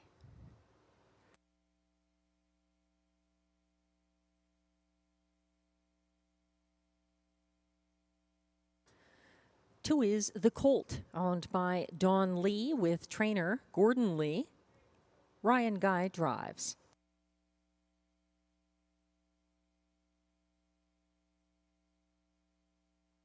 The current 2-1 co-favorite from post 3 is C. Laird, owned by the estate of Stacey Smith Robinson, trained by Vic Putty, driven by Jimmy Gagnon.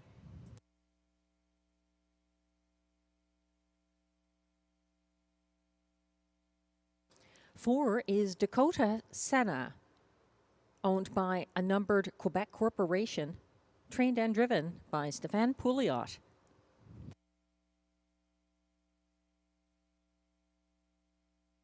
5 is Monty's Gone Marble, owned by Jeff and April Murphy, trained by John McMillan, driven by Kyle Forgy.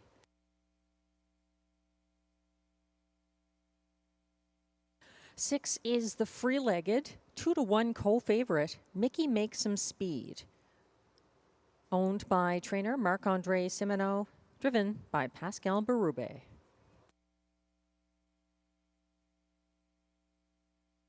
7 is Radley Hanover, owned by trainer Caroline Malo-Tetro, driven by Guy Gagnon.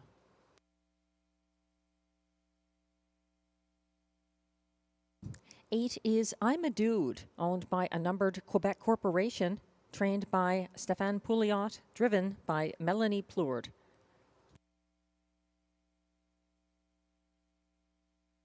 And completing this field from trailing post 9, Doc Houston, owned by Yannick Marquis, who also trains. Jessica Turen drives. The also eligible does not draw in. There were no changes in race 10, the second leg of the late double. There's exactor, triactor, and super high five wagering here.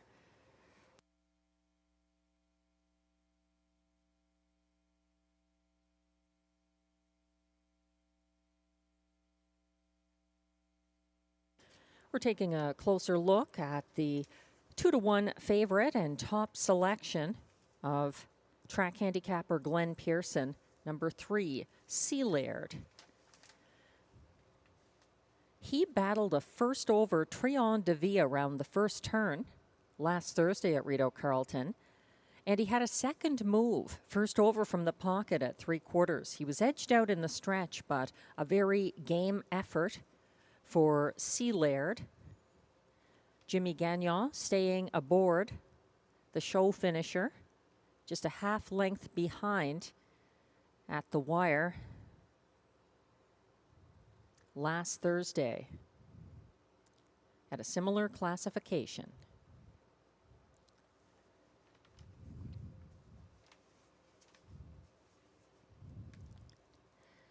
The 5, Monty's Gone Marble at 9-1 surprises me.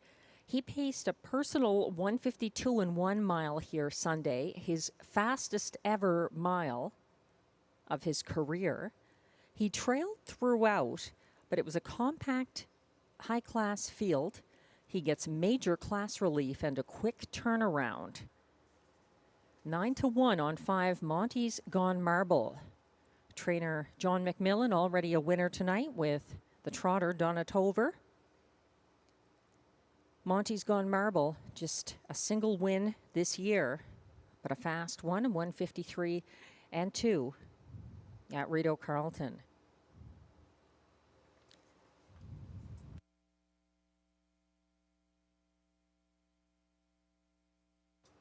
My top choice is the 2-1 co-favorite, Mickey Makes Some Speed, making his second consecutive free-legged start. He was single file 4th from the Rideau rail last Thursday. He tipped second over on the second turn to follow first up winner Goldie's Rockin'. He advanced uncovered on the last turn and ran out of racetrack. This is Mickey Makes Some Speed's second start with Lasix, which he had received for 2 starts back in 2021.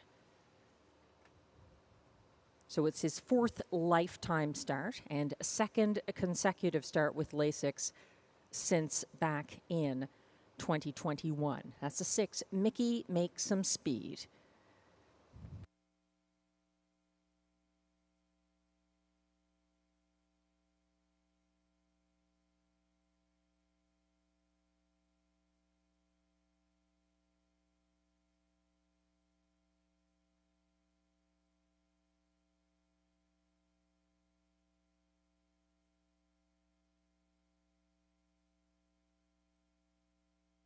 The starter has called the field for race 10. This is your last chance to get involved in that high five or any other wagers here on our last of the night. Thanks for the wagering support. The field is lining up, led by 1, Cyclone Joe, Sylvain Lequet. 2, the Colt, Ryan Guy. 3, Sealaird, Jimmy Gagnon. 4, Dakota Senna, Stefan Pouliot. 5, Monty's Gone Marble, Kyle Forgy. 6, Mickey Makes Some Speed, Pascal Berube. 7, Radley Hanover, Guy Gagnon. 8, I'm a Dude on the outside for Melanie Plourde. And the trailer is 9, Doc Houston for Jessica Turen. They're on the back stretch.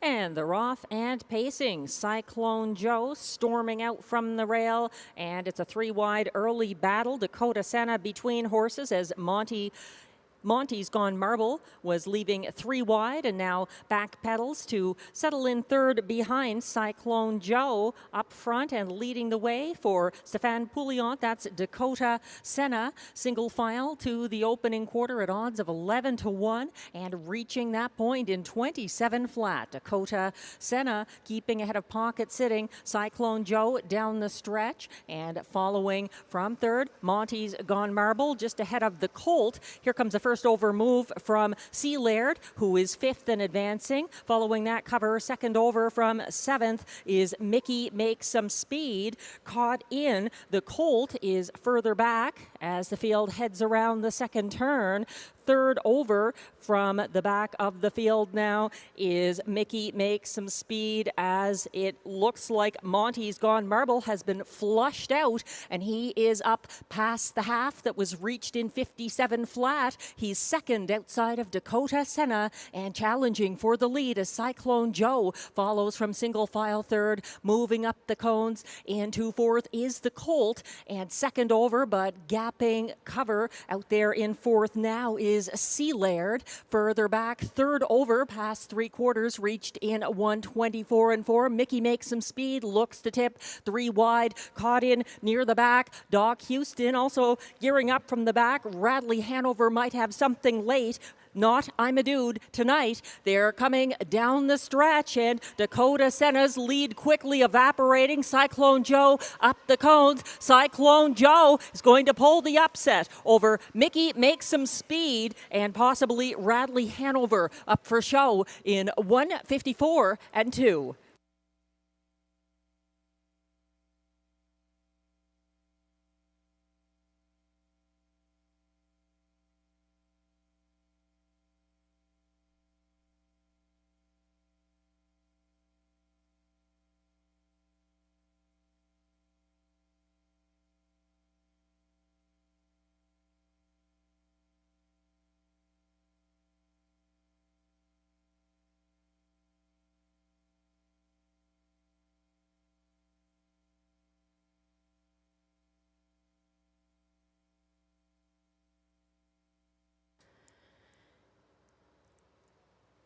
Out sprinting the closers, the one Cyclone Joe and Sylvain Lacaille give them the slip in race 10.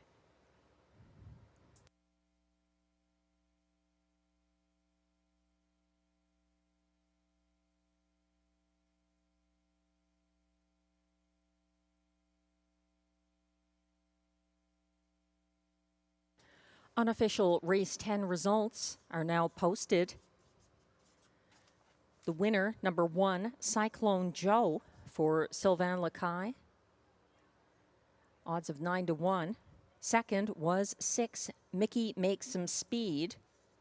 Third, 7 at odds of 24-1, Radley Hanover. Fourth was 5, Monty's Gone Marble. And holding on for fifth was the pace setter, number 4, Dakota Senna. Unofficial order of finish, 16754. Hold all tickets.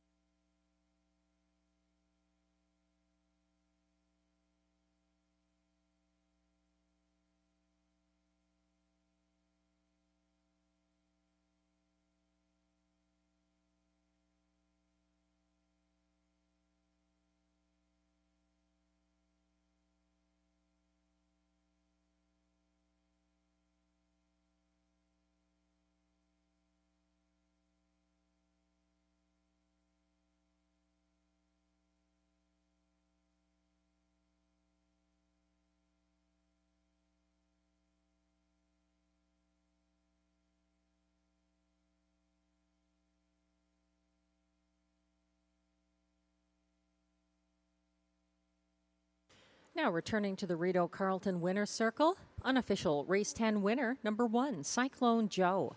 A 10-year-old brown gelding by Roll with Joe out of Lady Luna. Owned by driver Sylvain Lecaille of Saint Paul de Joliette, Quebec, who also bred Cyclone Joe.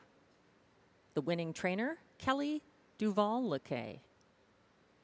The 1:54-2 win is the fastest this year for Cyclone Joe and his 3rd win of the year. Congratulations, Cyclone Joe and Connections. Race 10 is now official.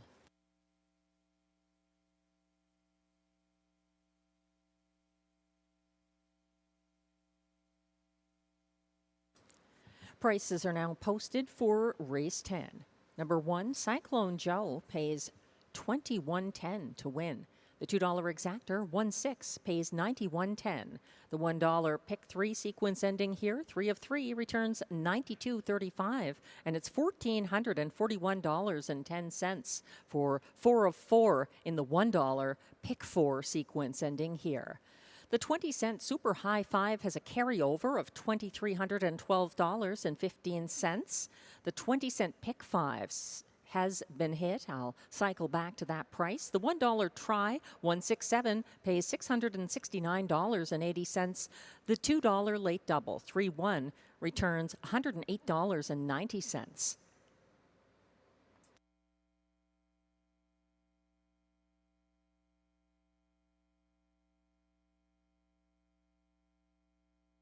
That pick 5 now posted 5 of 5 over $1,202 for the $1 ticket.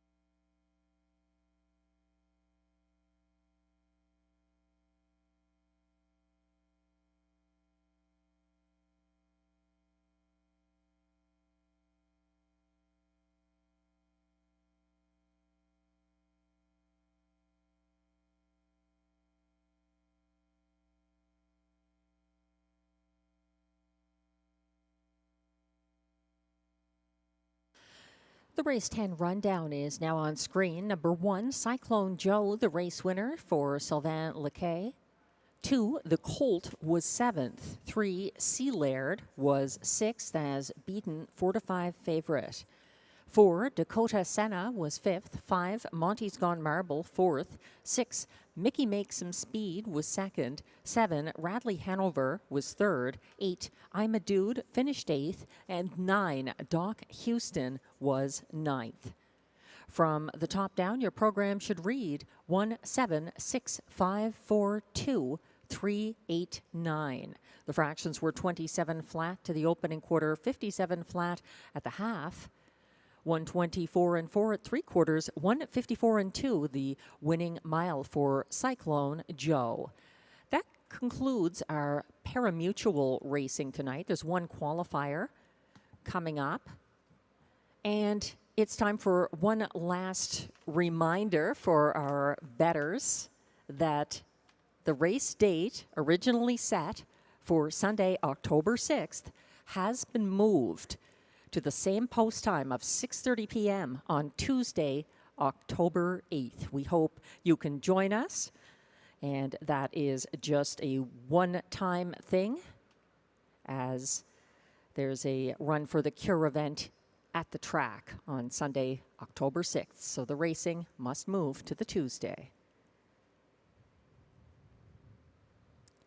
That will be our next card of live racing, and then we're back again on Thursday, October 10th with the 4 p.m. post time.